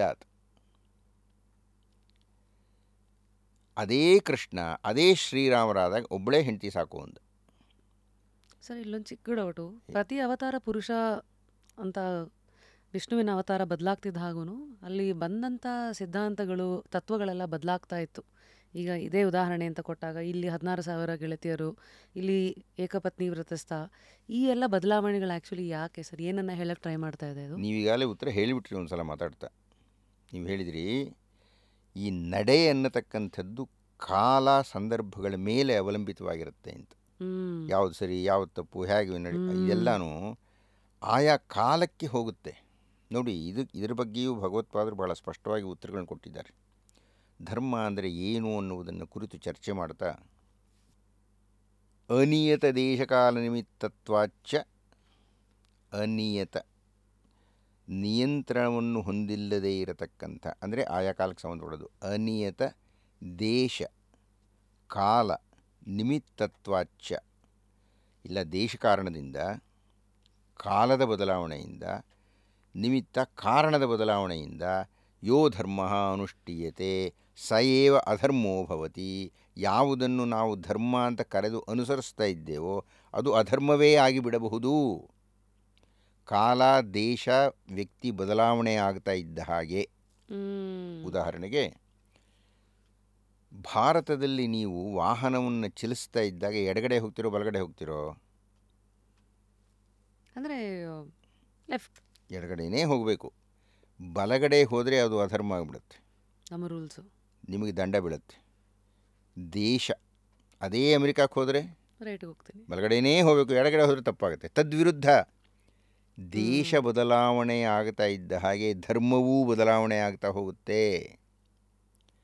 ಕಾಲ, ಶ್ರೀರಾಮರ ಕಾಲದಲ್ಲಿ ಏಕಪತ್ನಿ ವ್ರತಸ್ಥಿಕೆಯೇ ಪ್ರಧಾನ, ಶ್ರೀಕೃಷ್ಣನ ಕಾಲದಲ್ಲಿ ಬಹುಪತ್ನಿ ವ್ರತಸ್ಥಿಕೆಯೂ ಮಾನ್ಯ. ಈಗಿನ ಕಾಲದಲ್ಲಿ ನೀವು ಎರಡನೇ ಪರಿತ್ರೇಣು, ಕಾನೂನಲ್ಲಿ ಪರಿತ್ರೇಣು ಅಂದರೆ ಗಂಡ ಆಗ್ಬೋದು ಅಥವಾ ಹೆಣ್ಣಾಗ್ಬೋದು, ಎರಡನೇ ಹೆಂಡತಿ ಅಥವಾ ಎರಡನೇ ಗಂಡ ಅಂದರೆ ನಿಮಗೆ 7 ವರ್ಷಗಳ ಕಠಿಣ ಶಿಕ್ಷೆ. ಎಲ್ಲ ಬದಲಾವಣೆ ಆಗ್ತಾ ಹೋಗಿದೆ ಕಾಲಕ್ಕೆ, ಸಂದರ್ಭದಲ್ಲಿ. ಸರ್, ಈ ಮಧ್ಯ ಅಂಟುಕೊಳ್ಳದೆ ಇರೋದ್ರ ಬಗ್ಗೆ ಒಂದು ಕೋಟ್ ಓದಿದೆ, ಬಹಳ ಚೆನ್ನಾಗಿತ್ತು. ಈ ಅಂಟ್ಕೊಳ್ಳದೇ ಇರೋದು ಅಂದರೆ detachment is not that you own nothing, detachment is nothing owns you ಅಂತ. ಅಂದರೆ ಇದು ಸೆಕೆಂಡ್ ಲೈನು ವಾಹ್ ಅಂತ ಅನ್ಸತ್ತೆ. ಎಲ್ಲ ಸತ್ಯಗಳು ಗೊತ್ತಿದ್ರೂ 2 ಸೆಕೆಂಡಿಗೆ ಇದು ಓಹ್ ಜ್ಞಾನೋದಯ, ಆಮೇಲೆ ಮತ್ತದೇ ಅಂತ. ಸೊ ಈ ಡಿಟ್ಯಾಚ್ಮೆಂಟ್ ಅಂದರೆ ಏನು? ಯಾಕೆಂದರೆ ಎಲ್ಲನೂ ಎಕ್ಸ್ಟ್ರೀಮ್ಸ್ ಅಲ್ಲೇ ನೋಡೋದು ಪ್ರಪಂಚ. ನಾನೇನು ಸನ್ಯಾಸಿನ, ನಾನೇನು ಇದಪ್ಪ ಎಲ್ಲ ಬಿಡೋಕ್ಕೆ, ನನಗೆಲ್ಲ ಬೇಕು ಅಂತ. ಹಂಗಿದ್ರೆ ಎಷ್ಟು ಬೇಕು ಅದು ಏನು? Apart from the other theory ನೀವು ಹೇಳಿದ್ರಲ್ಲ, ಎಲ್ಲ ನಿಮ್ಮ ಕರ್ಮ, ನಿಮ್ಮ ಬುದ್ಧಿ ಹೆಂಗೆ ಆಡ್ಸತ್ತೋ ಅದು ಒಂದು ಥಿಯರಿ ಬಿಟ್ಟರೆ, ಅದನ್ನು ಬಿಟ್ಟು ಈ ಬುದ್ಧಿಜೀವಿ ಅಂದರೆ ಈ ಕಾನ್ಷಿಯಸ್ ಮೈಂಡ್ ಇರುತ್ತಲ್ಲ, ನಮ್ಮ ಪ್ರಶ್ನೆ ಮಾಡುವಂತಹ ಮನಸ್ಸು, ಅದು ಕೇಳೋ ಪ್ರಶ್ನೆಗಳಿವಲ್ಲ. ಸೊ ಅದರ ಕಣ್ಣಲ್ಲಿ ಇದನ್ನು ಹೇಗೆ ನೋಡಬೇಕು ಸರ್? ಈ ವೈರಾಗ್ಯ ಅನ್ನತಕ್ಕಂಥದ್ದು ಅಂಟಿಕೊಳ್ಳದೇ ಇರತಕ್ಕಂಥದ್ದಕ್ಕೂ ಸನ್ಯಾಸಿ ಆಗೋದಕ್ಕೂ ಮೂಲಭೂತವಾದ ಒಂದು ವ್ಯತ್ಯಾಸ ಇದೆ. ಸನ್ಯಾಸ ಅಂದರೆ ಬಿಟ್ಬಿಡೋದು. ನನಗೆ ಆ ಹೆಣ್ಣು ಬೇಡ, ನನಗೆ ಮನೆ ಬೇಡ, ನನಗೆ ಉಡುಗೆ ಬೇಡ, ನನಗೆ ನನ್ನ ಹೆಸರೇ ಬೇಡ, ನನಗೆ ಯಾವ ಪದವಿಯೂ ಬೇಡ, ಅಂತ ಎಲ್ಲವನ್ನೂ ಬಿಡತಕ್ಕಂಥದ್ದು ಸನ್ಯಾಸ. ಆತ್ಮಕ್ಕೆ ಆಗೋ ಅರಿವಿಂದ ಯಾವುದು ಪರಮಸತ್ಯ ಅಂತ ಅರ್ಥ ಮಾಡಿಕೊಂಡು ಎಲ್ಲವೂ ನಶ್ವರ ಅಂದ್ಕೊಂಡು ಯಾವುದೂ ಬೇಕಿಲ್ಲ ಅಂತ ಬಿಡತಕ್ಕಂಥದ್ದು ಸನ್ಯಾಸ. ಆದರೆ ಸನ್ಯಸ್ತ ಮನಸ್ಥಿತಿ ಬೇರೆ, ಸನ್ಯಾಸಿ ಬೇರೆ. ಸನ್ಯಸ್ಥ ಮನಸ್ಥಿತಿ ಅಂದರೆ ಅಂಟಿಕೊಳ್ಳದೇ ಇರತಕ್ಕಂತಹ ಮನಸ್ಸಿನ ಸ್ಥಿತಿ. ಹೇಗೆ? ಡಿಟ್ಯಾಚ್ಮೆಂಟ್ ಅನ್ನತಕ್ಕಂಥದ್ದು ಹೇಗೆ? ಬಿಟ್ಟು ಬಿಡೋದು ಒಂಥರ. ಈ ಬಿಟ್ಟು ಬಿಡುವುದರಲ್ಲಿ ನೀವು ಏನೋ ಗಳಿಸ್ತೀರಿ ಅಂತ ಯೋಚನೆ ಮಾಡ್ತಾ ಇದ್ದೀರಿ. ನಾನು ಬಿಟ್ಟುಬಿಟ್ರೆ ನನಗೆ ಮೋಕ್ಷ ಸಿಗುತ್ತೆ ಅನ್ನುವ ಆಶೆಯಿಂದ ಅದನ್ನು ಬಿಡ್ತಾ ಇಲ್ಲ ನೀವು. ಅಲ್ಲೂ ಒಂದು ಆಸೆ ಇದೆ. ಆಹಾ. ಆದರೆ ಈ ಡಿಟ್ಯಾಚ್ಮೆಂಟ್ ಬಿಡತಕ್ಕಂತಹ ಮನಸ್ಸಿನ ಸ್ಥಿತಿಯನ್ನು ಹೊಂದಿದರೆ ಹೇಗಿರ್ತೀರಿ? ಅಥವಾ ಏನು ಮಾಡಿದರೆ ಹೇಗಿರ್ತೀರಿ? ಡಿಟ್ಯಾಚ್ಮೆಂಟ್ ಬರೋದು ಅಂದರೆ ಅರ್ಥ ಏನು? ವೈರಾಗ್ಯ ಅಂದರೆ ಅರ್ಥ ಏನು? ಇಷ್ಟಕ್ಕೂ ವೈರಾಗ್ಯೇಣ ಚ ಗೃಹ್ಯತೆ ಅಂತ ಕೃಷ್ಣ ಹೇಳಿದ್ನಲ್ಲ. ನೀವು ಯಾವುದೇ ವಯಸ್ಸಿನಲ್ಲಿರಲಿ, ಯಾವುದೇ ಸ್ಥಿತಿಯಲ್ಲಿರಲಿ, ನಿಮಗೆ ಮಾನಸಿಕವಾಗಿ ಈ ಡಿಟ್ಯಾಚ್ಮೆಂಟ್ ಅನ್ನತಕ್ಕಂಥ ಒಂದು ಜಯ ಸಿಕ್ಕರೆ, ನಿಮಗೆ ಡಿಟ್ಯಾಚ್ಮೆಂಟ್ ಅಂದರೆ ಏನು ಅನ್ನೋದು ಅರ್ಥ ಆಗಿಬಿಟ್ರೆ ಆವಾಗ ಈ ಗೊಂದಲಗಳಿರಲ್ಲ. ಹಾಗೆ ಅರ್ಥ ಆಗೋದು ಅಂದರೆ ಅರ್ಥವೇನು? ನಾನು ಹೆಂಡ್ತೀನಿ ಬಿಡಿ, ಮಗನ ತುಂಬ ಇಷ್ಟಪಡ್ತೀನಿ. ಹೆಂಡತಿ ಸಂದರ್ಭದಲ್ಲಾದರೂ ಏನೇನೋ ಬೇಕು ಬೇಡಗಳಿರುತ್ತೆ. ಮಗನ ವಿಷಯದಲ್ಲಿ ಪೂರ್ತಿ ಪ್ರೀತಿ ಇರುತ್ತೆ. ಅವನು ಒದೀತಾನೆ, ಮೇಲೂ ಏನೋ ಹೇಸಿಗೆ ಮಾಡ್ತಾನೆ, ಬೈತಾನೆ, ಏನೂ ಅನಿಸಲ್ಲ ಅಪ್ಪನಿಗೆ ಅಥವಾ ಅಮ್ಮನಿಗೆ. ಅವನೇನೇ ಮಾಡಿದ್ರೂ ಪ್ರೀತಿ ಮಾಡ್ತಾಳೆ, ಅಪ್ಪ ಅಮ್ಮ ಇಬ್ಬರೂ. ಪ್ರೀತಿ ಮಾಡೋದು ಭಾಳ ಒಳ್ಳೆಯದು, ಪ್ರೀತಿಯಿಂದಲೇ ಬದುಕಿರೋದು. ಆದರೆ ಹಾಗೆ ಪ್ರೀತಿ ಮಾಡ್ತಾ ಮಾಡ್ತಾ ಮಾಡ್ತಾ ಮಾಡ್ತಾ ಅದರ ಜೊತೆ ಇನ್ನೊಂದು ಮನಸ್ಸಿನಲ್ಲಿ ಬೆಳೀತಾ ಹೋಗುತ್ತೆ. ಅದೇ ಅಟ್ಯಾಚ್ಮೆಂಟ್ ಅನ್ನೋದು, ಅದೇ ಅಂಟಿಕೊಳ್ಳುವುದು ಅಂತ. ಅಂಟಿಕೊಂಡ್ಬಿಡೋದು. ಎಷ್ಟು ಮಾತಾಡಿದ್ದೀವಿ ಅಂದರೆ ನನಗಿನ್ನೂ ಪ್ರಶ್ನೆಗಳಿದೆ, ಆದರೆ ಸಮಯದ ಅಭಾವ ಇರೋದ್ರಿಂದ ಇವತ್ತು ನಮಗೆ ಭಗವದ್ಗೀತೆಯ ಒಂದಷ್ಟು ವಿಚಾರಗಳು ಹೇಗಿರಬೇಕು, ಹೇಗೆ ಅದನ್ನು ನೋಡಬೇಕು, ಅದ್ರ ಬಗ್ಗೆ ನಮಗೆ ನೀವು ಹಂಚಿದಂಥ ಜ್ಞಾನಕ್ಕೆ ನಾವು ಸದಾ ಚಿರಋಣಿಗಳು ಗುರುಗಳೇ. ನೀವು ಭಾಳ ಒಳ್ಳೆ ಹುಡುಗಿ. ನನ್ನ ಕಡೆಗೆ ನೀವು ಹುಡುಗಿನೇ, ನಾನು ನನ್ನ ವಯಸ್ಸಿಗೆ ನೀವು ಹುಡುಗಿನೇ. ನೀವು ಭಾಳ ಚೆನ್ನಾಗಿ ಸಾಧಿಸಿದ್ದೀರಿ. ನನಗೆ ಭಾಳ ಸಂತೋಷ ಆಗಿದೆ. ರಶ್ಮಿಯನ್ನು ನಾನು ಆಗ ನೋಡಿದ ರಶ್ಮಿ ಆ ಜೀನ್ಸ್ ಹಾಕ್ಕೊಂಡು ಆ ಪೊದೆಗೂದಲಿಟ್ಕೊಂಡು ಆಗ್ಗೆ ಹೋಲಿಸಿದರೆ ನನಗೆ ಭಾಳ ಗಂಭೀರವಾಗಿ, ಆತ್ಮೀಯವಾಗಿ, ಆಪ್ತವಾಗಿ, ಇಷ್ಟವಾಗಿ ಕಾಣಿಸ್ತಾ ಇದ್ದೀರಿ. ನೀವು ಸುಖವಾಗಿರಿ, ಚೆನ್ನಾಗಿರಿ, ಸುದೀರ್ಘವಾದ ಸಂಭಾಷಣೆ ಮಾಡಿದ್ದೀರಿ. ಹೀಗೆ ಸಂಭಾಷಣೆ ಚೆನ್ನಾಗಿದೆ ಅನ್ನೋದಕ್ಕೆ ಕಾರಣ ನೀವೇನೇ ಕಾರಣ. ಇಲ್ಲದ್ರೆ ನೀವು ಪ್ರಶ್ನೆ ಕೇಳಿದೆ ನಾನು ಉತ್ತರ ಕೊಡೋಕ್ಕಾಗ್ತೇನೆ ರೀ? ನನ್ನ ಹತ್ರ ಉತ್ತರವನ್ನು ಹೊರಡಿಸಿದ್ದೀರಿ. ಇದು ಆಂಗ್ಲ ಪದ ಒಂದು ಇಂಟರ್ವ್ಯೂ ಅಂತ. ಆ ಇನ್ನರ್ ವ್ಯೂ ಬರಬೇಕಾಗಿದ್ದರೆ ಅಲ್ಲಿ ಸಂದರ್ಶಕಿ ಇರ್ತಾರಲ್ಲ, ಅವರು ತೆಗಿಬೇಕು. ತೆಗೆದ್ರೆ ನಾವೇನಾದರೂ ಮಾತಾಡೋಕ್ಕಾಗೋದು. ಹೀಗಾಗಿ ಇದು ಅಕಸ್ಮಾತ್ ಏನಾದರೂ ಈ ಕಾರ್ಯಕ್ರಮ ಚೆನ್ನಾಗಿದ್ದರೆ ಅದಕ್ಕೆ 100ಕ್ಕೆ 90 ಕಾರಣ ನೀವು. ಅಯ್ಯಯ್ಯೋ, ನಿಜನ್ರಿ. ಅದು ಇನ್ಸ್ಟ್ರೂಮೆಂಟ್ ಅಷ್ಟೇ ಸರ್. ಆಯಿತು ನೋಡಿ, ಭಾಳ ದೊಡ್ಡ ಪದ ಅದಿಲ್ಲ. ನಾನು ಒಂದು ನೆಪ ಅಷ್ಟೇ. ನನ್ನ ಮೂಲಕ ಅದು ನನ್ನ ಹೊರಕ್ಕೆ ಬಂದಿರಬೇಕು ಅಷ್ಟೇ. ಅದು ಆಗ್ತಾ ಇದೆ. ತುಂಬ ಖುಷಿ ಆಯಿತು. ಬಟ್ ಒಂದು ಡೌಟ್ ಬಂತಿಲ್ಲಿ, ನೀವು ಪ್ರಾಧ್ಯಾಪಕರೆಲ್ಲ ಆದಾಗ ಈ ಕಡೆ ಪ್ರವಚನಗಳ ಕಡೆ ತಿರುಗಿದ್ದ ಟರ್ನಿಂಗ್ ಪಾಯಿಂಟು ಹೇಗೆ? ತುಂಬ ತುಂಬ ತುಂಬ ಸತ್ಯವಾಗಿ ಹೇಳಬೇಕಾದ್ರೆ ಯಾವ ಟರ್ನಿಂಗ್ ಪಾಯಿಂಟು ಇಲ್ಲ. ಅದು ಅನಿವಾರ್ಯವಾಗಿದ್ದು. ಏನು ಅಂದರೆ, ಈಗಿನ ಸ್ಥಿತಿ ಬಿಡಿ, ನಾನು ಆಗ್ಗೆ ಅಂದರೆ ಒಂದು 30-35 ವರ್ಷಗಳ ಹಿಂದೆ ಬೆಂಗಳೂರಿಗೆ ನಾನು ಬರೀ 10 ಪೈಸೆ ಇಟ್ಕೊಂಡು ಬಂದವನು. ಹೀಗೆ ನನಗೆ ಪ್ರತಿಯೊಂದು ರೂಪಾಯಿಯೂ ಬಹಳ ಅಮೂಲ್ಯವಾದದ್ದು.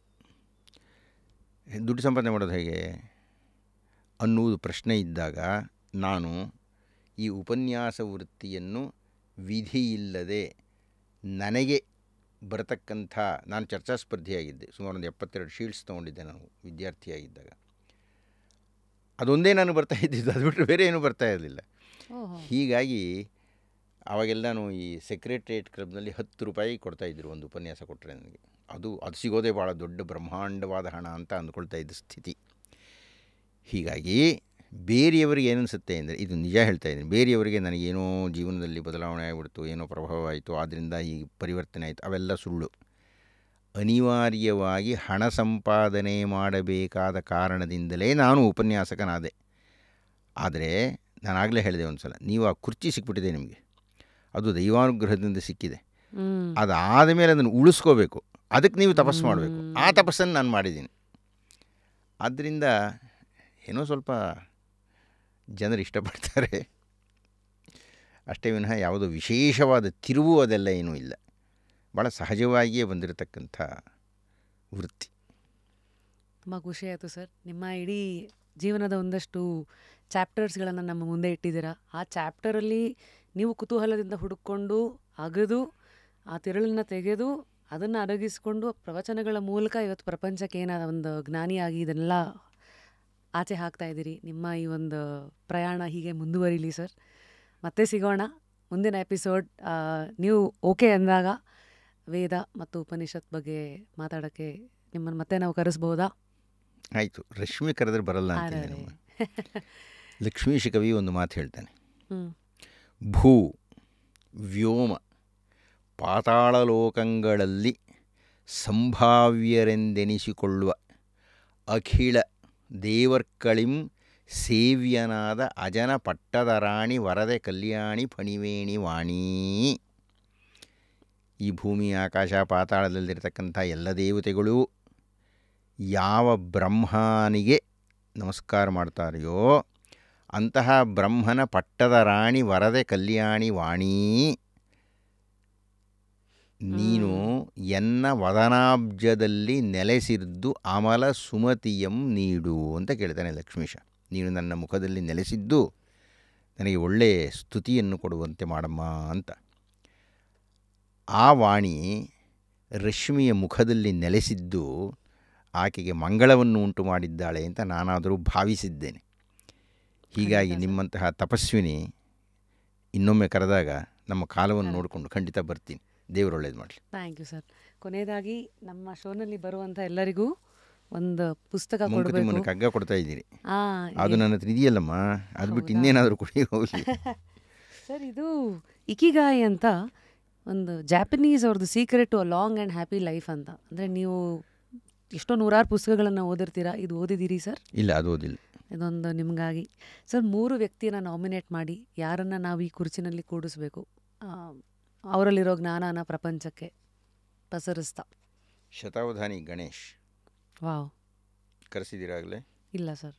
ಶತಾವಧಾನಿ ಗಣೇಶನ್ ಕರೆಸಿ. ಮಹಾವಿದ್ವಾಂಸರು, ಎಸ್ ಸರ್, ಮಹಾ ಅಧ್ಯಯನಶೀಲರು, ತುಂಬ ಸ್ಪಷ್ಟವಾಗಿ ಮಾತನಾಡಬಲ್ಲವರು, ಒಳ್ಳೆಯ ಪಂಡಿತರು, ಒಳ್ಳೆಯ ಪದವಾಕ್ಯ ಪ್ರಮಾಣ ಪಾರಾವಾರ. ಶತಾವಧಾನಿ ಗಣೇಶನ್ನ ನೀವು ಕರೆಸಬಹುದು. ಪ್ರಾಸಾನುಪ್ರಾಸ ವಿಜೃಂಭಿತವಾಗಿರತಕ್ಕಂತಹ ಕನ್ನಡ ಭಾಷೆಯನ್ನು ನೀವು ಕೇಳಬೇಕಾಗಿದ್ದರೆ ಅರುಳುಮಲ್ಲಿಗೆ ಪಾರ್ಥಸಾರಥಿಯನ್ನು ಕರೆಸಿದ್ದೀರಾ? ಕರೆಸಿ. ಭಾಳ ಒಳ್ಳೆಯ ಕನ್ನಡವನ್ನು ಕೇಳ್ತೀರಿ. ಪ್ರಾಸ ಅದ್ಭುತವಾಗಿರುತ್ತೆ ಅವ್ರದ್ದು. ಅವರು ಒಬ್ಬ ತಪಸ್ವಿಯ ಅರ್ಥದಲ್ಲಿ. ಅವ್ರ ಹತ್ರ ಮಾತಾಡಿಸಿ. ಯಾರಾದರೂ ಗಮಕಿಯನ್ನು ಕರೆಸಿದ್ದೀರಾ ನೀವು?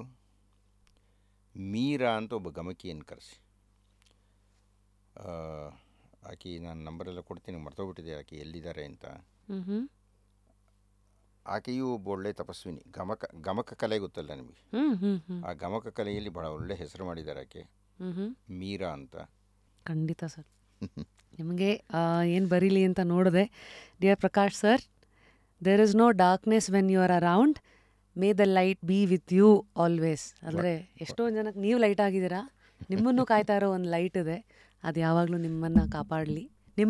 ನಿಮ್ಮ ಜೀವನದಲ್ಲಿ ಯಾವ ಕತ್ತಲೆಗಳು ಆವರಿಸದೇ ಇರಲಿ, ಆವರಿಸಿದಾಗ್ಲೂ ಅದನ್ನು ಭೇದಿಸೋ ಶಕ್ತಿ ನಿಮ್ಮ ಜೊತೆ ಯಾವಾಗಲೂ ಇರಲಿ ಅಂತ ಸರ್. ಎಂಥ ಒಳ್ಳೆಯ ಸೂತ್ರ ಕೊಟ್ಟಿದ್ದೀರಿ. ಆಲ್ಸೋ ಕೃತಜ್ಞತೆಗಳು. Thank you sir. ಒಂದು ಒಳ್ಳೆ ನಿದ್ದೆ ಆಗಲಿ ನಿಮ್ಗೆ ಯಾವಾಗಲೂ. ರೀಪೋಸ್ ಕಡೆಯಿಂದ ಒಂದು ಮ್ಯೂಸಿಕ್ ಪಿಲ್ಲೋ ಸರ್ ಇದು. ಫೋನನ್ನು ಕನೆಕ್ಟ್ ಮಾಡ್ಕೋಬೋದು ಬೇಕಿದ್ದಾಗ. ಸೊ ನೋಡಿ ಪ್ರಪಂಚ ಎಷ್ಟು ಮುಂದಕ್ಕೆ ಹೋಗಿದೆ ಅಂತ. ಸೊ ಇದಾಗಿತ್ತು ಇವತ್ತಿನ ನಮ್ಮ ಈ ಒಂದು ಹರಟೆ. ಸರ್ ಜೊತೆ ಗಂಭೀರವಾದ ಚಿಂತನೆ ಅಂತ ಹೇಳಿ ಹರಟೆ ಅಂತ ಯಾಕೆ ಹೇಳ್ತೀರಿ? ಅಷ್ಟೊಂದು ಗಂಭೀರವಾಗಿ, ಭಾವುಕರಾಗಿ, ಆತ್ಮೀಯವಾಗಿ, ಪ್ರಿಯವಾಗಿ, ಹಿತವಾಗಿ, ಮಿತವಾಗಿ ಎಲ್ಲ ಮಾತಾಡಿದ್ದೀರಿ. ಯಾಕೆಂದರೆ ನನ್ನ ಅನುಭವ, ಅನಿಸಿಕೆ ಇವೆಲ್ಲ ಆಚೆಗೆ ಬರೋದೇ ಒಬ್ಬರು ಒಂದು ಹರಟೆ ಅಂತ ಕೂತ್ಕೊಂಡಾಗ. ಅಂದರೆ ಈ ಇಂಟರ್ವ್ಯೂ ಮತ್ತು ಇವೆಲ್ಲ ಅಂತ ಕೂತ್ಕೊಂಡಾಗ ಕೆಲವು ಸತಿ ನಮ್ಮಲ್ಲಿರೋಂಥ ರಿಯಲ್ ಹ್ಯೂಮನ್ನೇ ಆಚೆಗೆ ಬರಲ್ಲ ಅನ್ನೋ ತೆರೆಸ್ಬಿಡ್ತೀರಿ ಹೊರಗೆ, ಅದಕ್ಕೆ ಇಂಟರ್ವ್ಯೂ ಆಗುತ್ತೆ. Thank you sir. ಮತ್ತು ಸರ್ ಸಿಕ್ಕಾಗ ಗುರುಗಳು, ಯಾಕೆಂದರೆ ಆ ಒಂದು ಪದಾನ ಬಳಸೋಕ್ಕೂ ಅವರಲ್ಲಿ ಅಷ್ಟೊಂದು ಅನ್ವೇಷಣೆ ಆಗಿರಬೇಕು, ಅದನ್ನು ಅವ್ರು ಉಳಿಸ್ಕೊಂಡಿರಬೇಕು, ಪಾಲಿಸ್ತಾ ಇರಬೇಕು, ಮಾರ್ಗದರ್ಶಕರಾಗಿರಬೇಕು. ಅವೆಲ್ಲದಕ್ಕೂ ಸೂಕ್ತ ನಮ್ಮ ಗುರುಗಳು. ನೀವು ನೋಡಿರ್ತೀರಿ, ನಾನು ಗುರುಗಳು ಅಂತ ಒಪ್ಪಿಕೊಂಡು ಕರೆಯೋದು ಕೆಲವರನ್ನು ಮಾತ್ರ. ಹಾಗಾಗಿ ಗುರುಗಳೇ, ಮತ್ತೆ ಸಿಗೋಣ. ಧನ್ಯೋಸ್ಮಿ. ಅಲ್ಲಿವರೆಗೂ ಇವತ್ತು ಏನನ್ನು ಹೇಳಿ ನಾನು ಶೋನ ಮುಗಿಸ್ಲಿ? ತುಂಬ ಚೆನ್ನಾಗಿರೋ ಒಂದು ಪದ, the more you take the less you have, the more you give the more you have ಅಂತ. ನಾವು ಎಷ್ಟು ಇನ್ನೂ ಬೇಕು ಅಂತೀವೋ ನಮ್ಮ ಹತ್ರ ಏನೋ ಕಮ್ಮಿ ಇರುತ್ತಂತೆ, ನಾವು ಎಷ್ಟು ಕೊಡ್ತಾ ಹೋಗ್ತೀವೋ ನಮ್ಮ ಹತ್ರ ಇನ್ನೂ ಹೆಚ್ಚಿರುತ್ತೆ ಅನ್ನೋದು ಒಂದು ಮಾತೇನಿದೆ. ಇದನ್ನು ಕೇಳಿಸ್ಕೊಂಡು ನೋಡಿ, ನಿಮ್ಮ ಲೈಫಿಗೆ ಇದನ್ನು ಹೇಗೆ ಅರ್ಥೈಸ್ಕೋತೀರಾ, ಹೇಗೆ ಅದನ್ನು ಕಾರ್ಯರೂಪಕ್ಕೆ ತರ್ತೀರಾ, ತಂದಾಗ ನಿಮ್ಮ ಒಳಗೆ ಅದು ಏನಾಯಿತು ಅದನ್ನೆಲ್ಲ ಅನುಭವಿಸಿ ನಮಗೂ ಹೇಳಿ. ಹಾಗೆ ಕೊನೆ ಕೆಲಸ ನಿಮಗೂ ಕೊಡ್ತಾ ಇರೋದು, ಮುಂದೆ ಯಾರನ್ನು ನೋಡೋಕ್ಕೆ ಇಷ್ಟಪಡ್ತೀರಾ ಈ ಒಂದು ಕುರ್ಚಿಯಲ್ಲಿ ಕಮೆಂಟ್ ಸೆಕ್ಷನ್ನಲ್ಲಿ ತಿಳಿಸಿ. ಆ್ಯಂಡ್ ಪಾವಗಡ ಪ್ರಕಾಶ್ ರಾಯರ ಒಂದು ಇಷ್ಟೊಂದು ಏನು ಒಂದು ಮಾತಿನ ಒಂದು ಆಳಕ್ಕೆ ಭಗವದ್ಗೀತೆಯ ವಿಚಾರವಾಗಿ ಅದ್ರ ಸುತ್ತಮುತ್ತ ಒಂದಷ್ಟು ವಿಚಾರಗಳನ್ನು ಟಚ್ ಮಾಡಿ ಬಂದ್ವಿ. ನಿಮ್ಮ ಫೇವ್ರೆಟ್ ಭಾಗ ಏನು ಅದನ್ನು ಕೂಡ ಕಮೆಂಟ್ ಸೆಕ್ಷನಲ್ಲಿ ತಿಳಿಸಿ. ಮತ್ತು ಮುಂದೆ ಸಿಗೋಣ. ಅಲ್ಲಿವರೆಗೂ ಲೈಫಲ್ಲಿ ನೀವು ಅಷ್ಟೇ ಏನು ಕಳ್ಕೊಂಡ್ರೂ ಕುತೂಹಲನ ಮಾತ್ರ ಕಳ್ಕೋಬೇಡಿ. ಅದಕ್ಕೆ ನಮ್ಮ ಕಾರ್ಯಕ್ರಮದ ಹೆಸರೇ just curious, continue to stay curious. ರಾಯರೇ ನಮಸ್ತೆ. ನಮಸ್ಕಾರ.